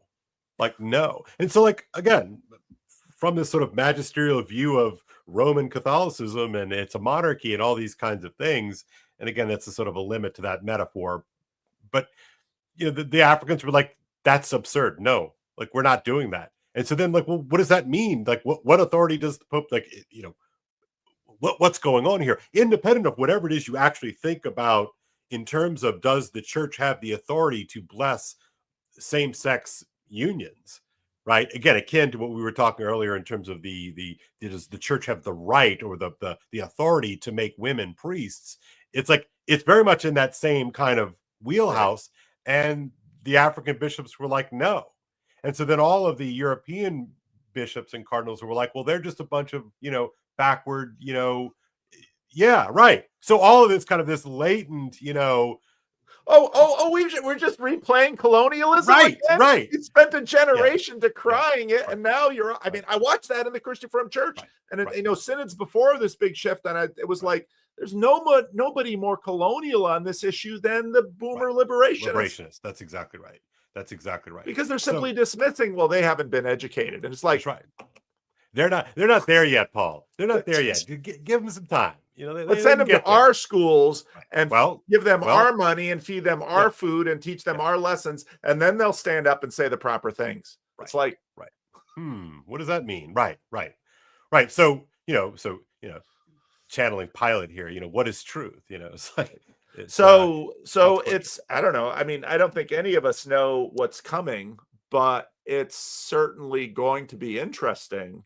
Right. So it could be Francis 2.0, right? It could be a kind of moderate rightish, again, left, right doesn't exactly track on these things, but just for purpose of conversation, it works, right? You could have a sort of a moderate right of center guy who kind of brings the pendulum back in the middle, or you could have some sort of reactionary Pope who's enough of this garbage. A couple of years ago, I thought we were doomed for 2.0, right? I thought it was Francis 2.0. I don't think that. Maybe I'm just naive, or maybe I'm wish casting here. I don't think that's going to happen.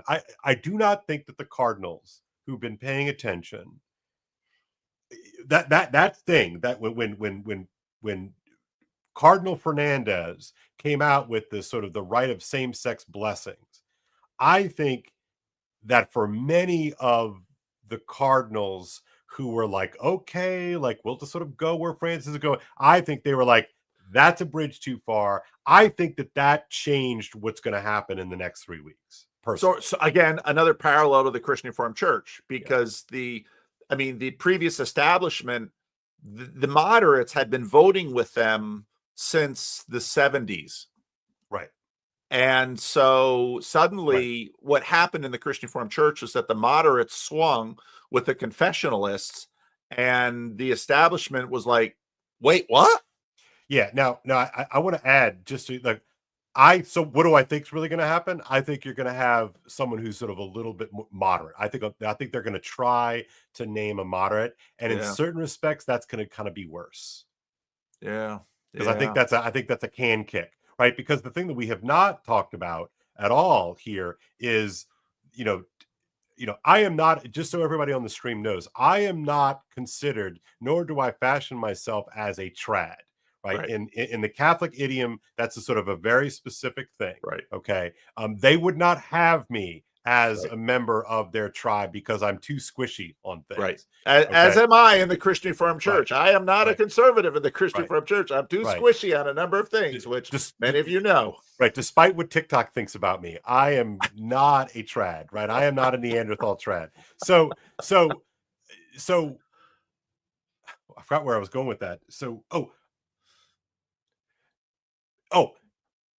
of consequence, right? If you look at the versions of Catholicism, unlike, that are actually doing okay, it's the trad tribe, right? It's the Latin Mass folks, it's the sort of the old school folks, and those places, and those communities have been brutally suppressed by Francis. I mean, brutally. And I have friends and family members who are part of those communities who no longer have a parish to go to because with Traditionis Custodes, the Pope shut that down. And, that's a whole other thing, but it is worth pointing out. And so my question is like, well, what I want to ask Rome is, well, what are you scared of exactly? Right. Yeah. And it's like, it reminds me of things that you said, Paul. It's like, oh, we want, faithful Christians, but like not those kind of faithful, dirty. Right. And so what are you scared of? And so for me, like what I would propose, like I have any say, and that's the other thing that's so interesting on X. It's like, well, I'm not Catholic, but if I had a say, and I was just trying back in, I'm a Catholic and I have no say. Like this is not a democracy in any way, shape, or form. Like I can blather on here with you, Paul, all day long. Nobody gives a rat's behind what I think. Certainly not in Rome. Certainly not in the conclave, right? But lost my train of thought on that. What I would love to see is like, look, just A/B test the thing, because the fight is about the Latin Mass or the new Mass, right? Let's see what happens. Like in a fair fight, let's see which parishes would flourish. Would it be the sort of the modernist and more Protestant looking sort of liturgy, or the old school Latin one? And I have a sense that if you could sort of run this experiment over a decade or so, I don't think it would even be close. I don't think it would be close at all. I think the traditional parishes and communities would flourish, and I think that the new the Novus Ordo parishes would dwindle. Now, the added little sort of confound in this experiment is that the boomers are going away. And I love my boomer friends. I never tire of saying that we will miss you when you are gone. But I'm telling you, the institutional church is not ready for all of a sudden. I mean, you're going to go within a decade, you're going to go from having, again, I'm just making up numbers here, like 100 people at Mass to 20. No, that's exactly, well, that's happening. Right. And nobody wants to sort of hear this, but who's going to pick up that 6-string guitar and that 12-string guitar and sing the hippie music that you adore and love so much? Nobody, because your grandchildren don't go to church. Period. End of story. And no amount of synodality or synodaling or none of that is going to change that crucial essential fact. Again, I'm editorializing here. I get it, but that's what I mean. Who would want this job, Paul Vanderklay? Oh, I know. It's so true. It's so true. It's like, oh wow. Right. So but so what is that expression? The purpose of a system is what it does, right? The purpose of an institution is what it does. Well, let's just again soberly look at what has been done the last 12 years.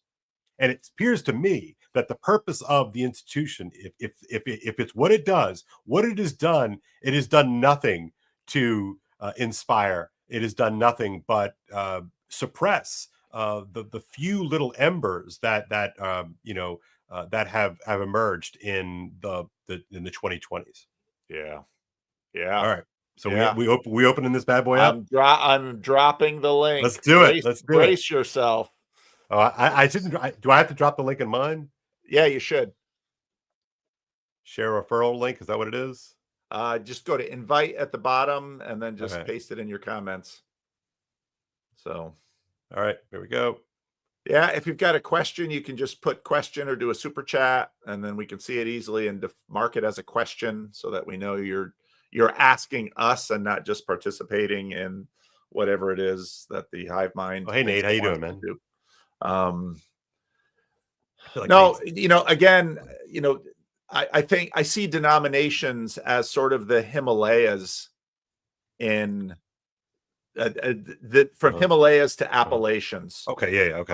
What's happening with you is what's happening in the Christian Reformed Church. There's the distinctions are quite a bit less than we imagined they were 500 years ago. Jacob. Hey, how's it going? Good. You got a question or a comment? I just wanted to say hi. Happy Pride Week. Yeah, same. I do have a statement, maybe.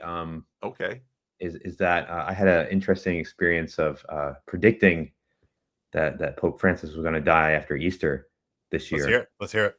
And then someone on the Discord not believing me, and then it happened. Just because, I mean, just looking at his health and just knowing how much Easter means to a hierarchy like that. Like, I'm sure, to him, it's like trying to live to see his loved one last time before he dies, right? Yeah. And so, it's kind of sad, but also a very beautiful time to die. And it's sort of made this whole Bright Week time like buzz with activity now. Yeah. Speculation. But I don't have anything to say. I'm done. Google didn't highlight Easter, so the Pope had to die for Easter to get some notice. That's right. I mean, I don't need the approval of Google. So, all right. It is an interesting tell, though, Jacob. I mean, like, they could have just pretended for 6 hours. I mean, interesting. Cynical. No, I mean, like, seriously, Paul. Like, they don't care. That's fine. It doesn't matter. You could have pretended what? Well, I'm not quite sure what you're talking about. I'm talking about the Google thing, right? I mean, like, they honor everything, but like to not even change the Google to some sort of freaking stick an Easter bunny, and nobody cares. Like, just once for seconds, but they don't. So but like, there's something special about Christianity where if you live in California, you can be any religion except for a serious Christian, right? Yeah, people will treat you nicely if you're a Muslim, if you're a Hindu, if you're a Buddhist, but not a serious Christian. That's the one thing you can't be. So it's just there's something weird about us. Well, what is it? We have a question here, which I think is very much for Kale. Can you list essential characteristics of a suitable papal candidate? I guess that would be suitable for you, and the most important doctrinal, liturgical, and political issues the next pope would have to deal with, in your opinion, Kale. Mm-hmm. Well, I think I'll take liturgy first. I think that opening up, reforming the reform liturgy would be super important, and opening it back up, I think, would be massive. I think that the church is sitting on an opportunity here, and I think a lot of what you're seeing with sort of the move to orthodoxy, which is fine. I love a great liturgy. It's very attractive to me too. I think that that's what young people actually look for now, oddly enough. Doctrinally, I mean, just clarity. Honestly, I don't think that stop pretending it's a democracy. I think that's silly. Of course, everybody wants to be seen and to be heard, but the sort of the pretend heterodoxy is a death script. And political issues, I mean, like always, you stand up for the weak, the innocent, and the oppressed. But I think I don't think it's a political problem. I think politics is a distraction from what you're for. First, again, downstream from that's real, but I think like there's a real problem with migration, and nobody really wants to face it. And so, yeah. All right, Michael, what say you? I think I have two questions. I'll ask the first one, then the second one's will probably be a follow-up to it. Some of it's out of my own ignorance. So as I was entering the Orthodox church, I was spending a lot of time with the Eighth Day Books folks out in Wichita. Yeah. And I asked advice about what kind of parish to end up in, because I knew I wasn't going to stay in Wichita. And Warren gave me good advice, I thought, which was land in a tradition that uses the language of the people within their liturgical practice. And I was curious to what degree, if any, I just have no idea. Yeah. Is there an instantiation of like the Latin Mass or the Latin liturgical practices that are in English? Like, does that exist? Yeah, like so as far as the if you look at the actual document, on the reform of the liturgy, it called for primacy of place for Latin, right? That especially for the liturgical prayers, the consecration, all of that. It said that it was good, to do the readings in the vernacular, that was part of it, but it still called for a kind of a high place of prominence for the Latin, but again, that's the thing in the documents versus the thing as it was translated and received at the local level. Basically, the vernacular ran away with everything, and actively. I mean, I definitely remember as a kid, older people, and for me, that would have been, my boomer teachers, right? And some older ones, but very like the Latin was like the butt of every joke. It just was, that smells and bells were like the butt of the joke. Monsignor such and such, oh, he's such an old fuddy-duddy. Like that was the joke. So the whole spirit, the whole ethos was new. It was vernacular. It was folk. It was, rock adjacent. That was as much as they could sort of push the ball in that direction without ticking off Monsignor, Jim, the better.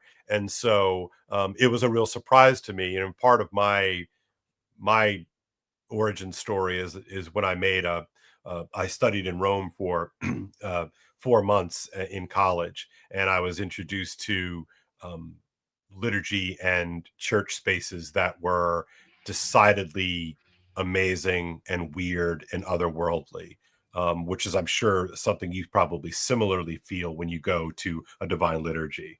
It's otherworldly, and it's otherworldly in all the best ways that I could sort of lay that out. Yeah. I'd like to bring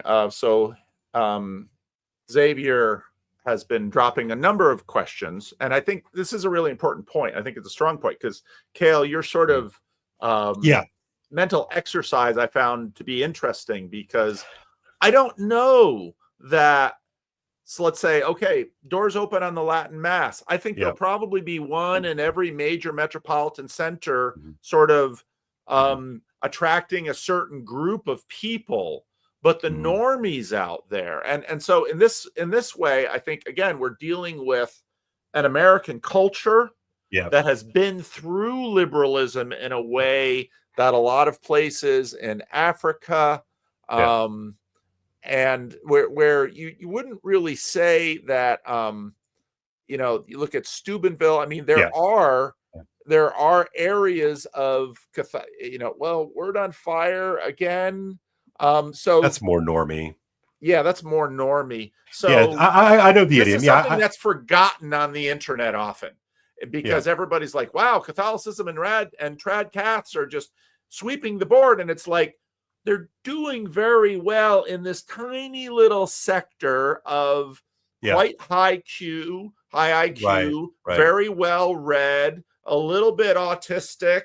Yeah, it's that Aaron Renn thing that you were talking about the other day, right? Yeah. That one of the things that it really seems to frost Aaron. It's very interesting. Yeah. But it's the JD Vance phenomena, right? That you're smart.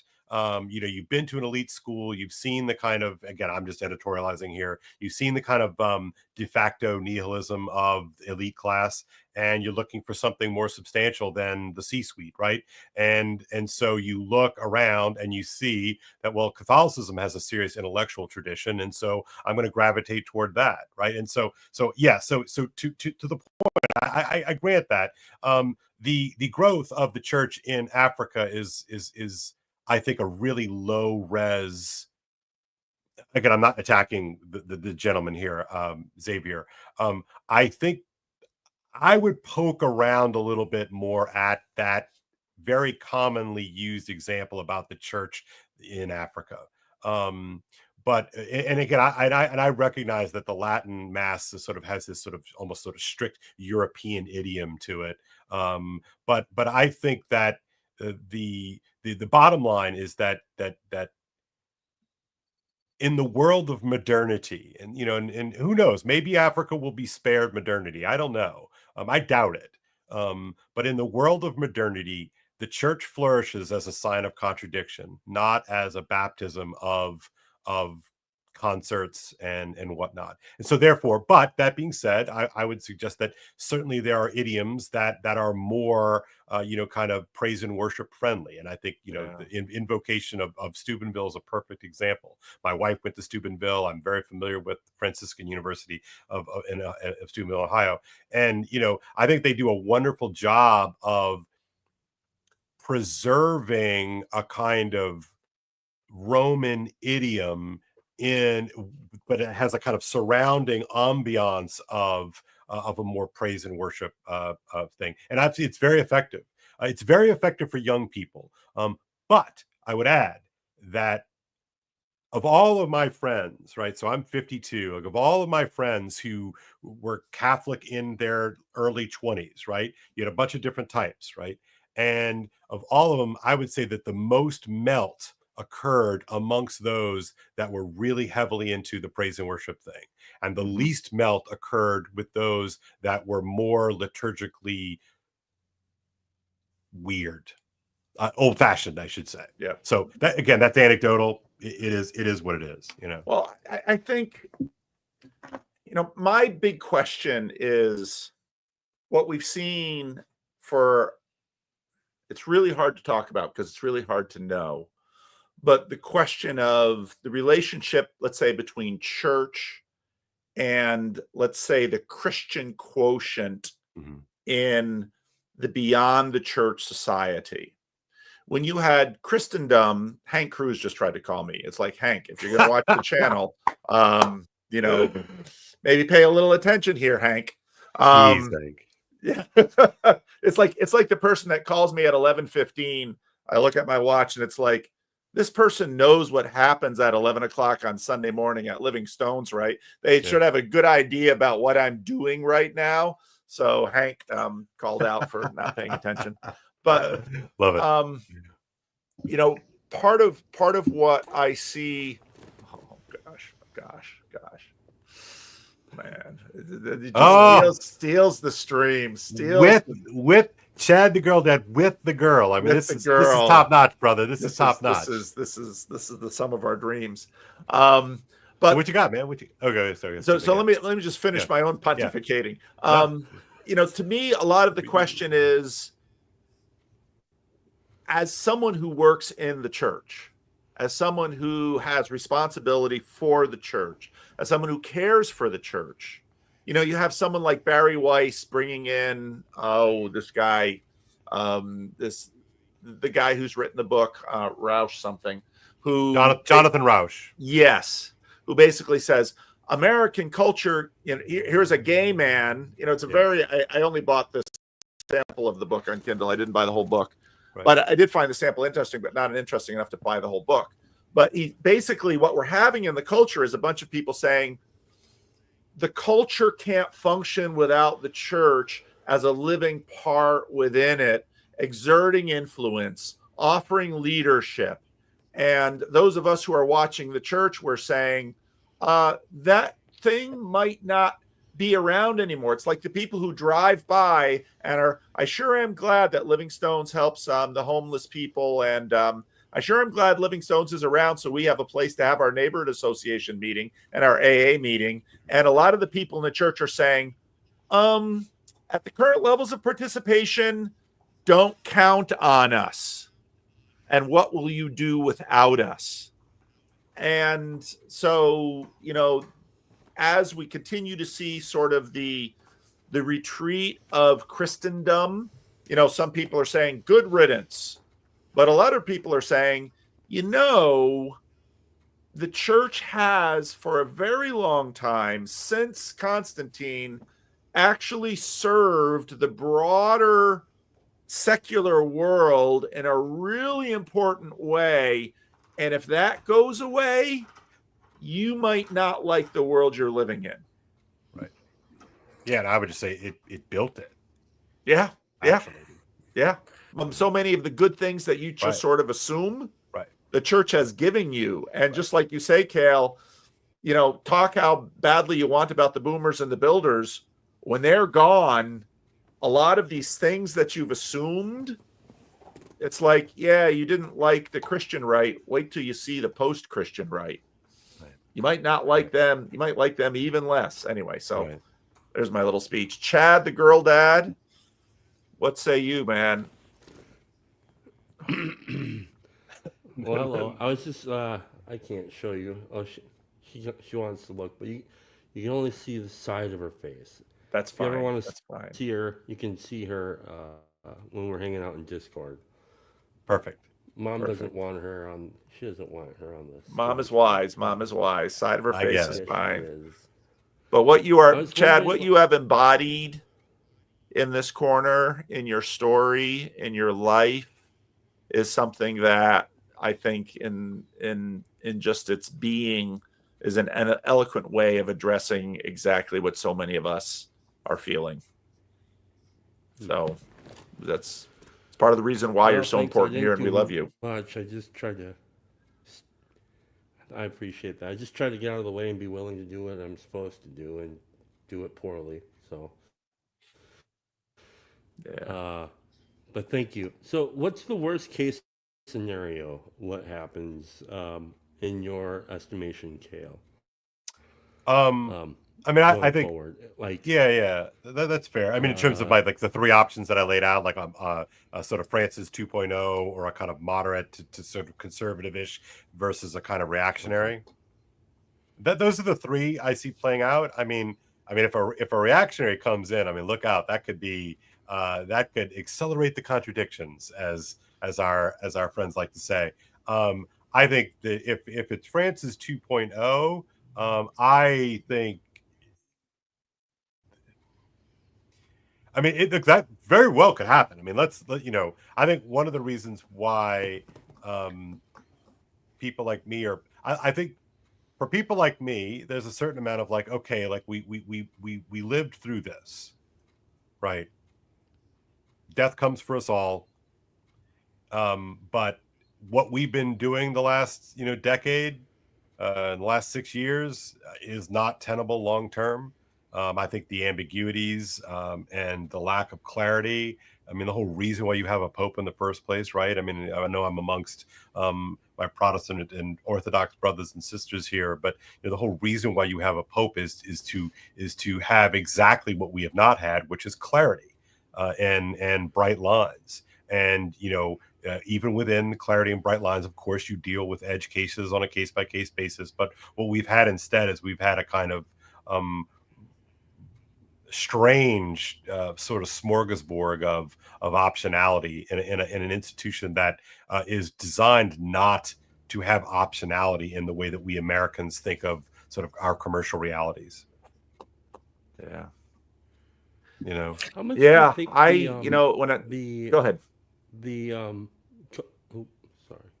No, go. No, it's you, Chad. It's you, Chad. Sometimes I have lagging issues with my internet. I'm wondering how much. Yeah. Okay. I'm gonna hop off. Okay. Sorry, guys. All right. God bless you, I'm probably causing a disturbance of sorts. Of the force. Well, and for me, I mean, I have hours of trying to articulate that this is another incident and example of this moment for the Catholic Church of where I see the Church and the West. I don't know. I know enough about the non-West to know it's different there. And so how this plays out in most of the rest of the world, but I'm called to care for the part of the world I live in.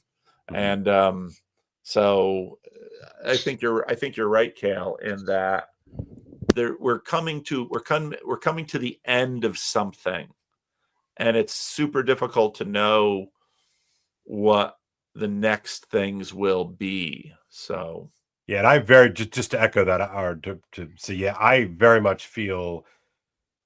Again, this could be wish casting on my part, full disclosure, but I definitely think that we are at an end of an era. I do. Yeah. Alex, what say you? Well, I enjoyed the conversation, and you're right. I mean, this the passing of the Pope no one knows the future, so we don't know exactly who the Pope will be. And second, what changes they might bring, good or bad. And that's always, I guess that's always a concern for, for the influence. Let's, I don't want to throw the baby out with the bathwater, but it doesn't matter what denomination you fall into. At the end of the day, we're talking about Christianity, and Christianity has always had a rival from the get-go. From the serpent's always trying to cast doubt and, are you sure you shouldn't be doing this instead, right? And that hasn't gone away. And change, right? We all fear change because we don't know what's going to come about. And I don't really fear it for my sake, because I've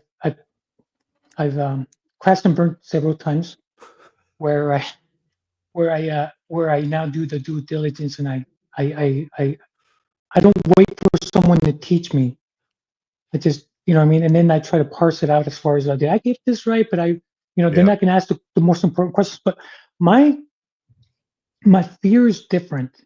My fear is for my kids and my kids' kids. That's where the fear is. And again, with change and leadership and the Catholicism with its influence, and not only that, these technologies, these are tools. And as these tools connect us more, for good or bad, but also the world, remember, there's always the enemy that should not be named, right? That it's always there. So these tools and the change from these tools and the change from future leadership. Where am I going with all this? Does it matter who our leaders are? Oh, yes. Yes, it matters. Does it matter if they're able to say, you know what? I know it was this, but now this. Does it matter? Yes, it does. But from an individualistic, we should be concerned and yet not be concerned, because that has always been the case. But like I said, my concern is more for my kids and my kids' kids, for the future. Yeah. I can speak to that. And I share that. I mean, everything for me is about that. In a weird sort of way, like, I'm fine. You know what I mean? Like, I'm fine. I've been raised. I've done my exploration. I received great inspiration from doing my best to be a loyal son of the church. And I enjoy mass and I enjoy praying. I enjoy these things. My concern is really for my grandchildren, right? And I sort of deliberately put it that way. Obviously, I care about my own kids too, but that to me, wisdom is recognizing, that tomorrow is not as. It's interesting. Like, today's super important, but tomorrow's not important. But 75 years from now is important. So anyway. And I want to say in answer to this that, perhaps, Kale and I, me older than Kale, and me even older than Mark D. Parker by a year. Mark. Old men whinging. But at the same time, at this stage in life, you move from being, you move into leadership at one level and one institution or another.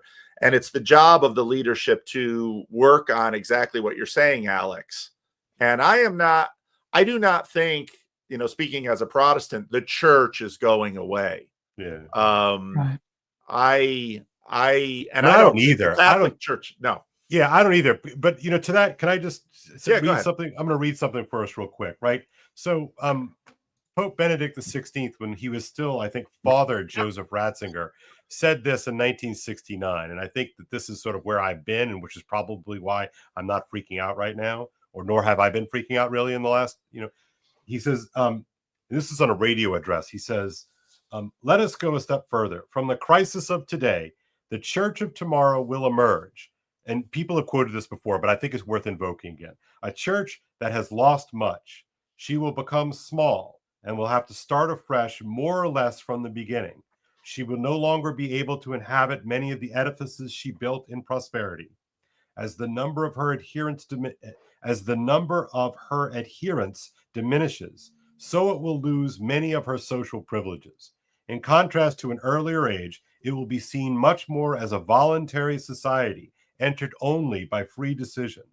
As a small society, it will make much bigger demands on the initiative of her individual members.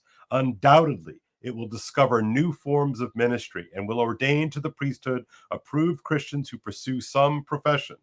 In many smaller congregations or in self-contained social groups, pastoral care will normally be provided in this fashion. Alongside this, the full-time ministry of the priesthood will be indispensable as formerly. But in all of the changes at which one might guess, the church will find her essence afresh and with full conviction in that which was always at her center, faith in the triune God, in Jesus Christ, the Son of God made man, in the presence of the Spirit until the end of the world. In faith and prayer she will again recognize the sacraments as the worship of God and not as a subject for liturgical scholarship.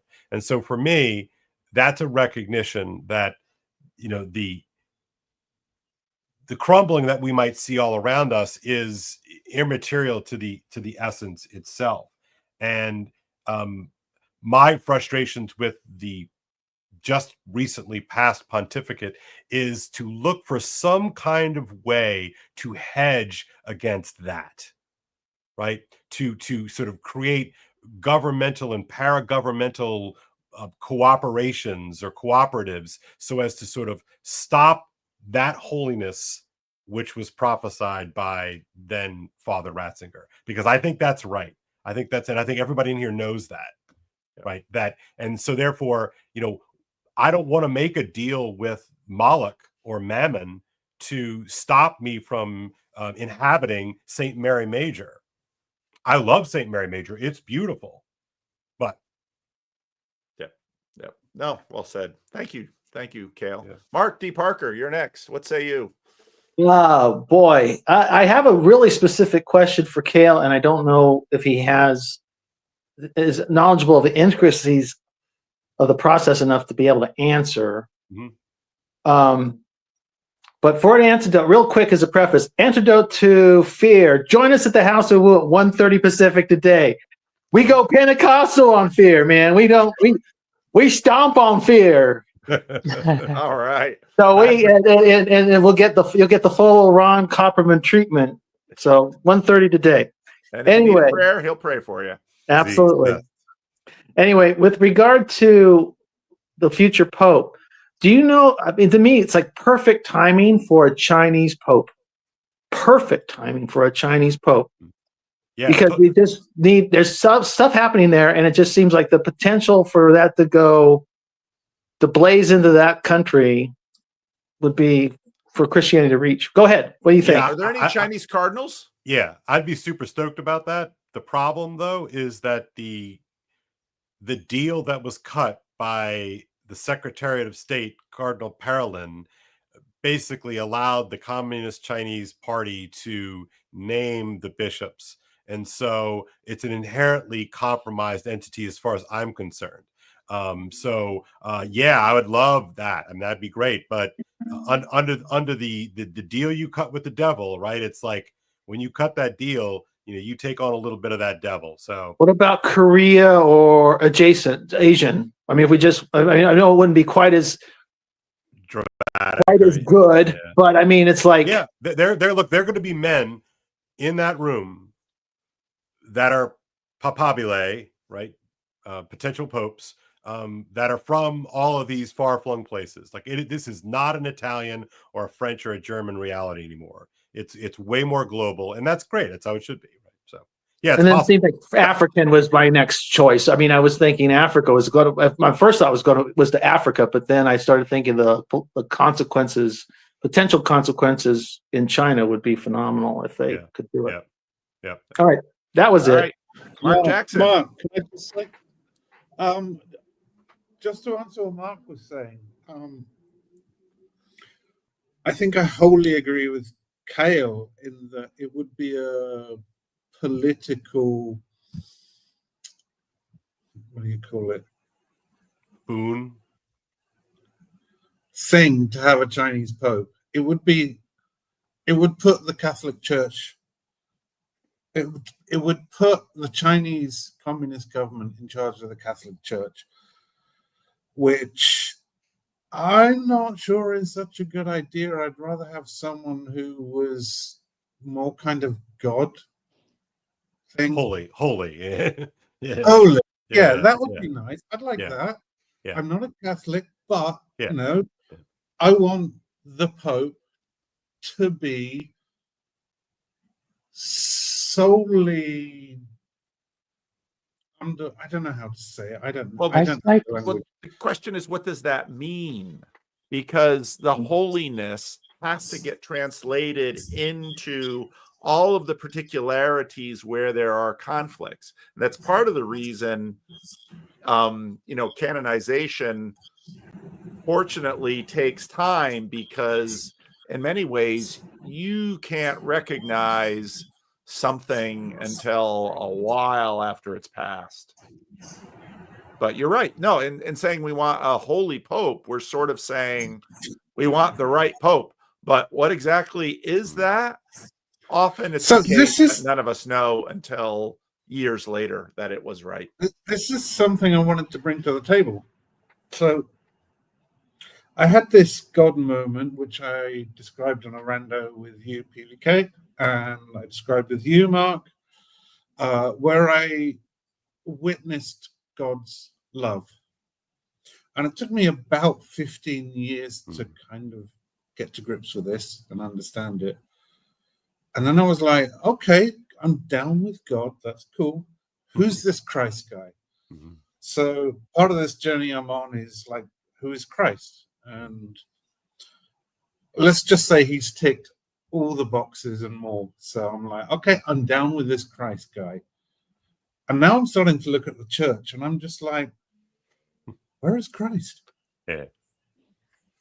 Why is the church obsessed with everything but Christ? This makes no sense to me whatsoever. And I think that's the root of the problem that you're all discussing. Right. So I mean, I speak to that. I mean, I think that's largely as a result of, there's a sort of an exoteric and an esoteric layer to churchiness. And, what we see, depends upon where we stand. And so much of what we hear about the church and see about the church is the shit we see on CNN and New York Times. Right. It just is. And so what does CNN or the New York Times or whatever care about? Well, they care about sex issues. They care about, migration and immigrant issues. They care about things that we would just sort of largely understand as just political. But I went to mass on Saturday night for the Easter Vigil, and that was all about the resurrection of Jesus.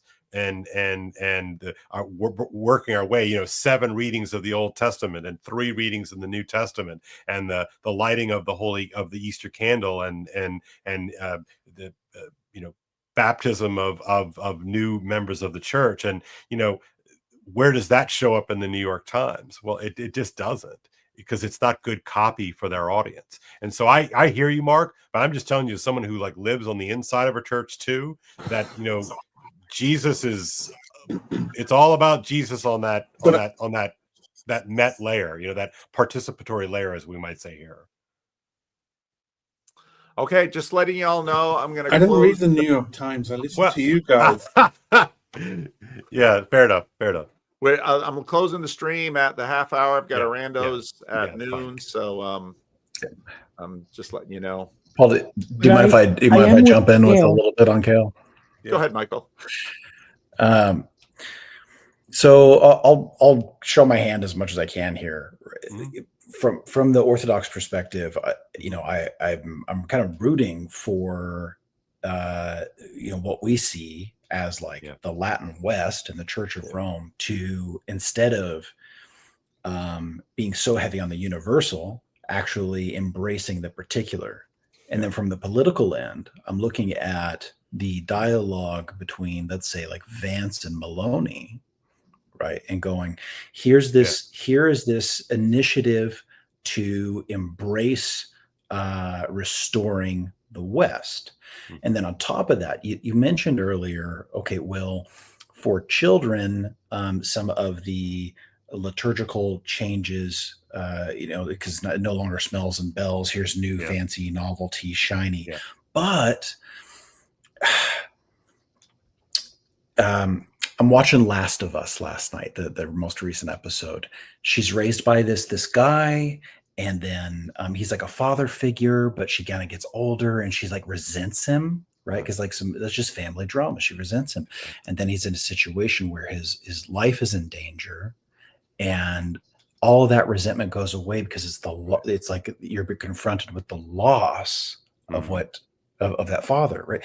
Okay, so then what I see coming out of the Zoomers, and I'm a little maybe like younger millennials than me, I'm kind of geriatric millennial at this point, is a longing for sincerity and authenticity, right? And there's like an appreciation for that father whose life is on the line there, right? So this is sort of where you get like this resurgence of a trad cath, bring back the Latin mass, da, da, da, da, da, da. So what I'm hoping for, and maybe what I'm looking for here is an understanding from your perspective how realistic this hope that I have is a restoration of the particular with the tradition, while also being able to adapt to the even like restore the Latin mass, but most of it's English. You're not going too far down the road. You've got the balance. What we see, what I have in my parish, right, as part of the Antiochian diocese, is you've got Greek as like a base layer, you've got Arabic as a second layer, and then primarily English with like a little touch of because I'm in San Antonio, with a little touch of Spanish here and there. And so when we recite the Lord's Prayer, we might have to do it 4 times in each language, right? Every liturgy. There's some thoughts. Yeah, so I think that it's a great question. I think there are one of the reasons why I have never sort of fully thrown myself into the official trad camp is that it always struck me as a way of ignoring history, right? Interestingly enough, right? That whatever there's a certain Protestantism to the trads, ironically. I've long called trads a kind of like just a different flavor of kind of fundamentalist modernism, right? Because fundamentalism is a modernism, and so I think that I prefer like a restoration means that you just sort of prop something back up that was sort of fallen down. And I don't think that you can do that. I think that you have to look squarely in the face what has happened since 1965, again, roughly here, and you just can't pretend otherwise. And so I think in the trad camp, they just want to sort of, again, very modern, very, very French Revolution, like, right? They want to blank slate this thing and sort of start and just sort of pick up some old books and pretend that the last 75 years haven't happened. They have happened, or 45, 55 years, whatever. They have happened, and we need to reckon with that. And they happen for a reason, right? And it's very neat to think that you can just sort of Windex all the smudges away, right? But I think you have to recognize that all of us come out of something, right? And it reminds me in some ways, I remember listening to Paul Kingsnorth early on, and in his search for something real and substantial, he for a time was a druid or something like that. And one of the things that he recognized, that the reason why the whole druid thing was fake, right, was that there were no old people. And therefore you're looking for a tradition that has now for me, the irony of all this is that now my old people are boomers who want folk masses, right? And so that I have to sort of be humble enough to recognize that my elders' desire to have a folk mass came out of something real. Okay, I don't like it personally, but it came out of something real, and it's just so vital for us to recognize that you just don't have the option of blanking, a couple of decades that are inconvenient to you. So, so for instance, at my parish, it's like we do the Kyrie in Greek. Sometimes we do we always do the Our Father in Latin. We do various different things. The readings are in the vernacular, and so I think that's probably going to be something like that. I do believe firmly, however, that if there is to be a sort of there will be, because I do believe that by faith, right? There will be a future of the church, right, until the end of time. But the future of the church will look a lot more traditional than it has in my childhood. And I think that the fact that young people, like the kids that I teach, right, not necessarily these specific kids that I teach, but that age group, are looking around at themselves, and they have access to everything. All of time and space exists on this, right? It's right here. They have access to all of it, and they recognize that it's flat and it's meaningless. And so they're going to look for something that can't be captured by this. And I think most of us in this room understand that on some level that means liturgy. And I take Paul for everything there. Like, what he does on Sunday is a liturgy, right? What Mark does on Sundays is a liturgy. Okay. But my sense is that there will be a re-emphasis on the roots of those liturgical expressions in a way that my parents' generation, really my grandmother's generation, would just be horrified to think that any of us would want to hear Latin at church. Yeah. And I'm sorry. I just want to ask really quick. Go ahead. I'm sorry, Paul. No, you go, Mark. I just wanted to ask really quickly, can Catholics detach themselves enough from Protestantism to actually trust their cardinals? No. And their decision? No. It just seems like you're so infested with the Protestant ethos that everybody, because that's what the heart of Catholicism is, like trusting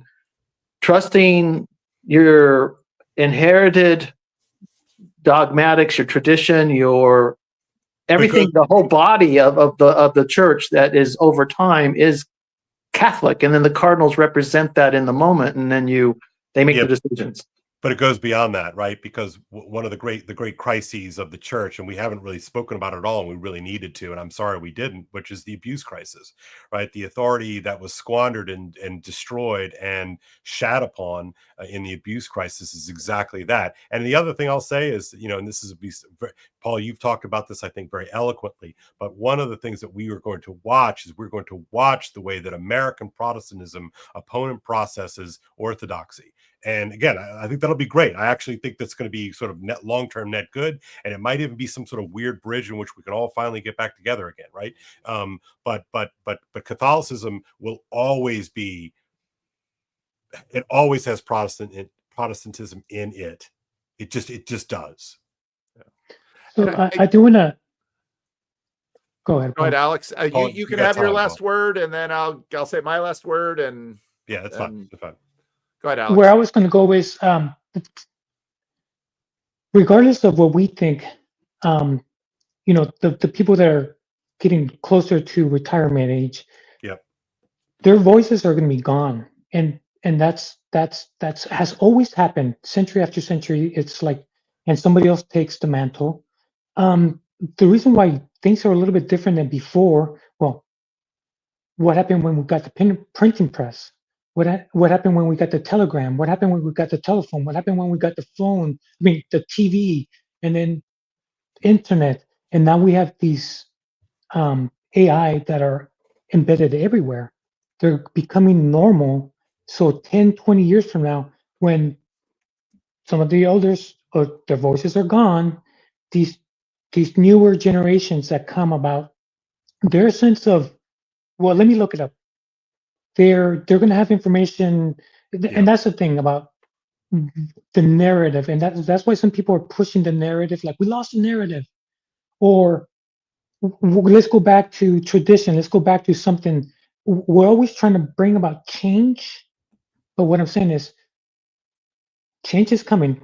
It has, and it always has been. But like I said, this time around, these newer technologies are going to throw a wrench in the whole nine, especially 10 years down the line, 20 years down the line, especially when some of the voices that we are hearing are no longer there. Yeah. That's what I'm saying. Leadership does matter. Yeah. And Yeah. they can or it's like a compass. In case we start going sideways, they can say, whoa, don't forget this, don't forget the basics. But like I said, future is, it's hard to imagine the future 10 years from now because of the tools, because well, we shape the tools shape us. Yep.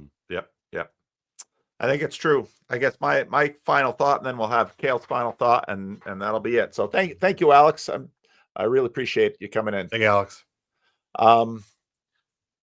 I think in some ways we ask too much of our leadership. And there's a dynamic between leadership and the agency that each of us is given in being a disciple of Jesus Christ. And this is why the church isn't going away. I love what I just read that for the first time in Dreer's blog today, Kale, and I thought, what a beautiful, beautiful thing. And I embrace it, and I say amen to that. But it's the sort of the failure of leadership always leaves for each of us an opportunity to do the right thing. We don't have to be a rebel. Yeah, right. We don't have to. We don't have to. We don't have to become sort of a reactive, anti-establishment person. But each of us should be quietly, listening to Christ and following Him. It doesn't mean that leadership isn't important. I would never say that. Yeah. But I think sometimes we imagine that it can do more than I think it can actually do in this dispensation. And for that reason, Christ gives His Holy Spirit to the church, and we have to continue to move forward in faith in Christ and His Spirit, that His will be done on earth as it is in heaven. So I'm always anxious for particulars, but I am tremendously optimistic for the future of the church, because it is Christ's church, and He's brought His church through very dark times, and we can trust in Him. So that's my last word. Kale, what say you? Yeah, my last thing is just that, there's something really powerful about a branch manager.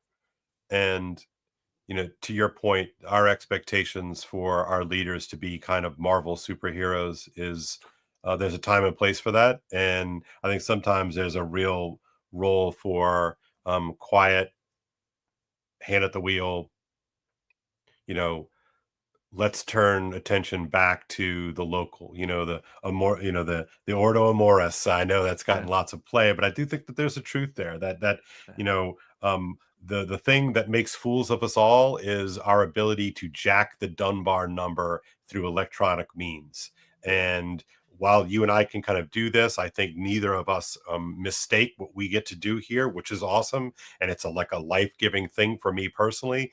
It's not a substitution for me loving that which is closest to me.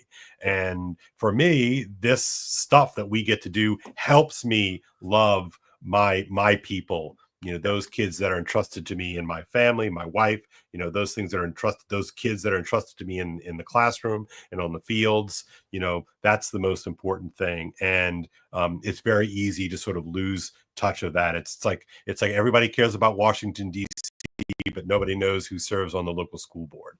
Yeah. So I hope that we as Christians can remember that leadership is important. It's ultimately symbolic, and I think in that kind of Pageauian sense. Yeah. Therefore, I am a hierarchy kind of guy, but I think it's important that we remind that what that hierarchy does for us is it allows us to better attend to the things at hand. So Amen.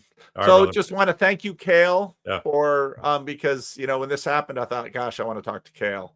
No, I love it too, Paul, because I've long paid attention to not only CRC matters, but all of the sort of the Protestant and Orthodox stories, because I do think you and I believe in these patterns, right? And I do think it's oftentimes insightful to watch a family that's not yours, right? That's how it goes.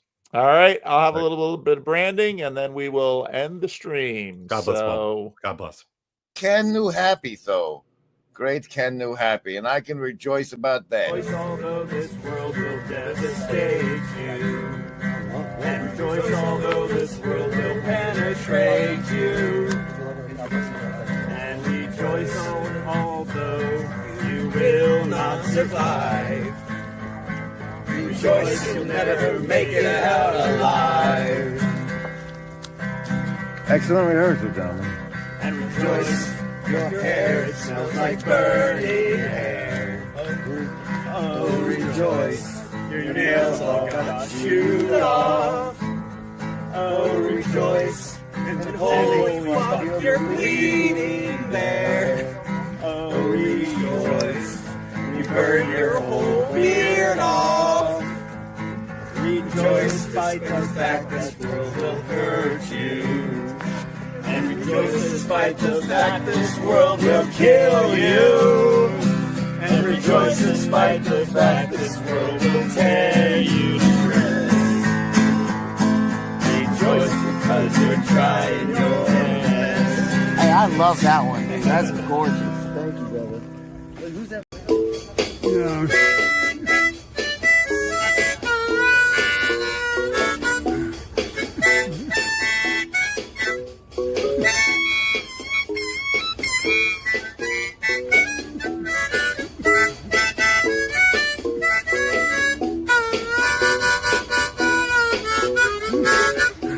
Get away!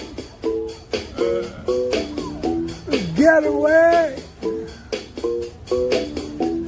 Get away, Chili Jordan! I wanna cross over and see my Lord.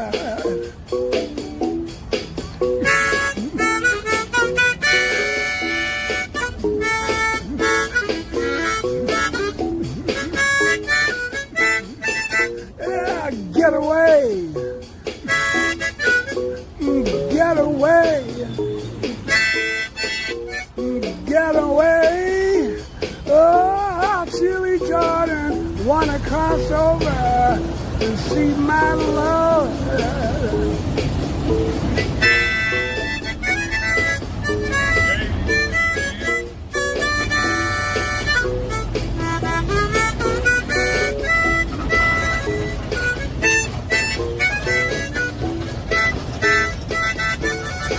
Well, I promised the Lord if he would set me free, well, I'd go until I find out what the end might be.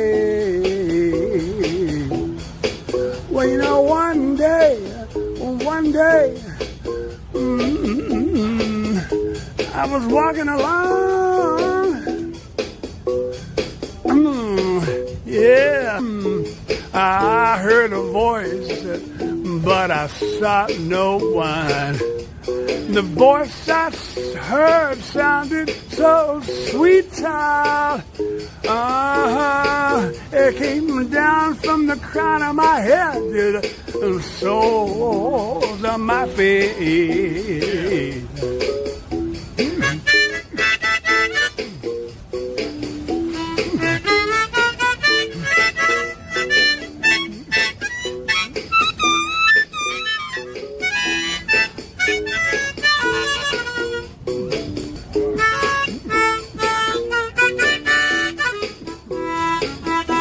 Well, get away. Get away. Get back, Chili Jack. Wanna cross over to see my Lord.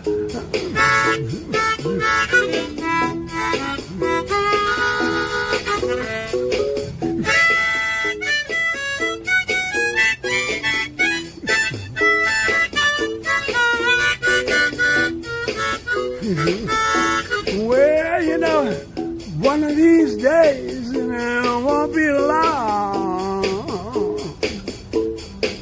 you're gonna look for me, and I'll be gone.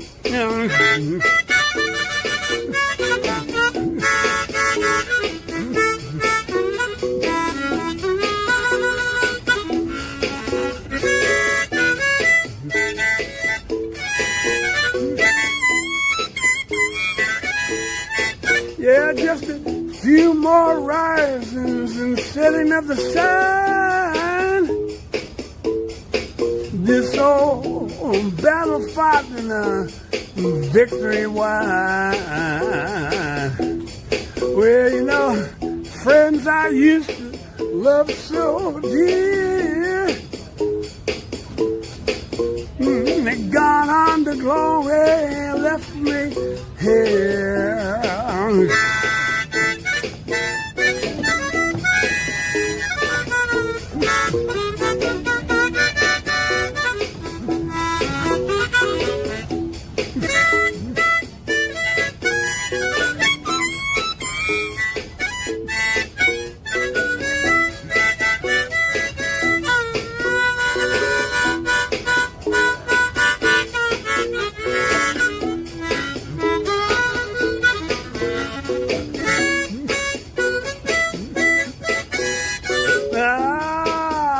My feet get cold, my eyes shut, yeah, my body's been chilled by the hand of death.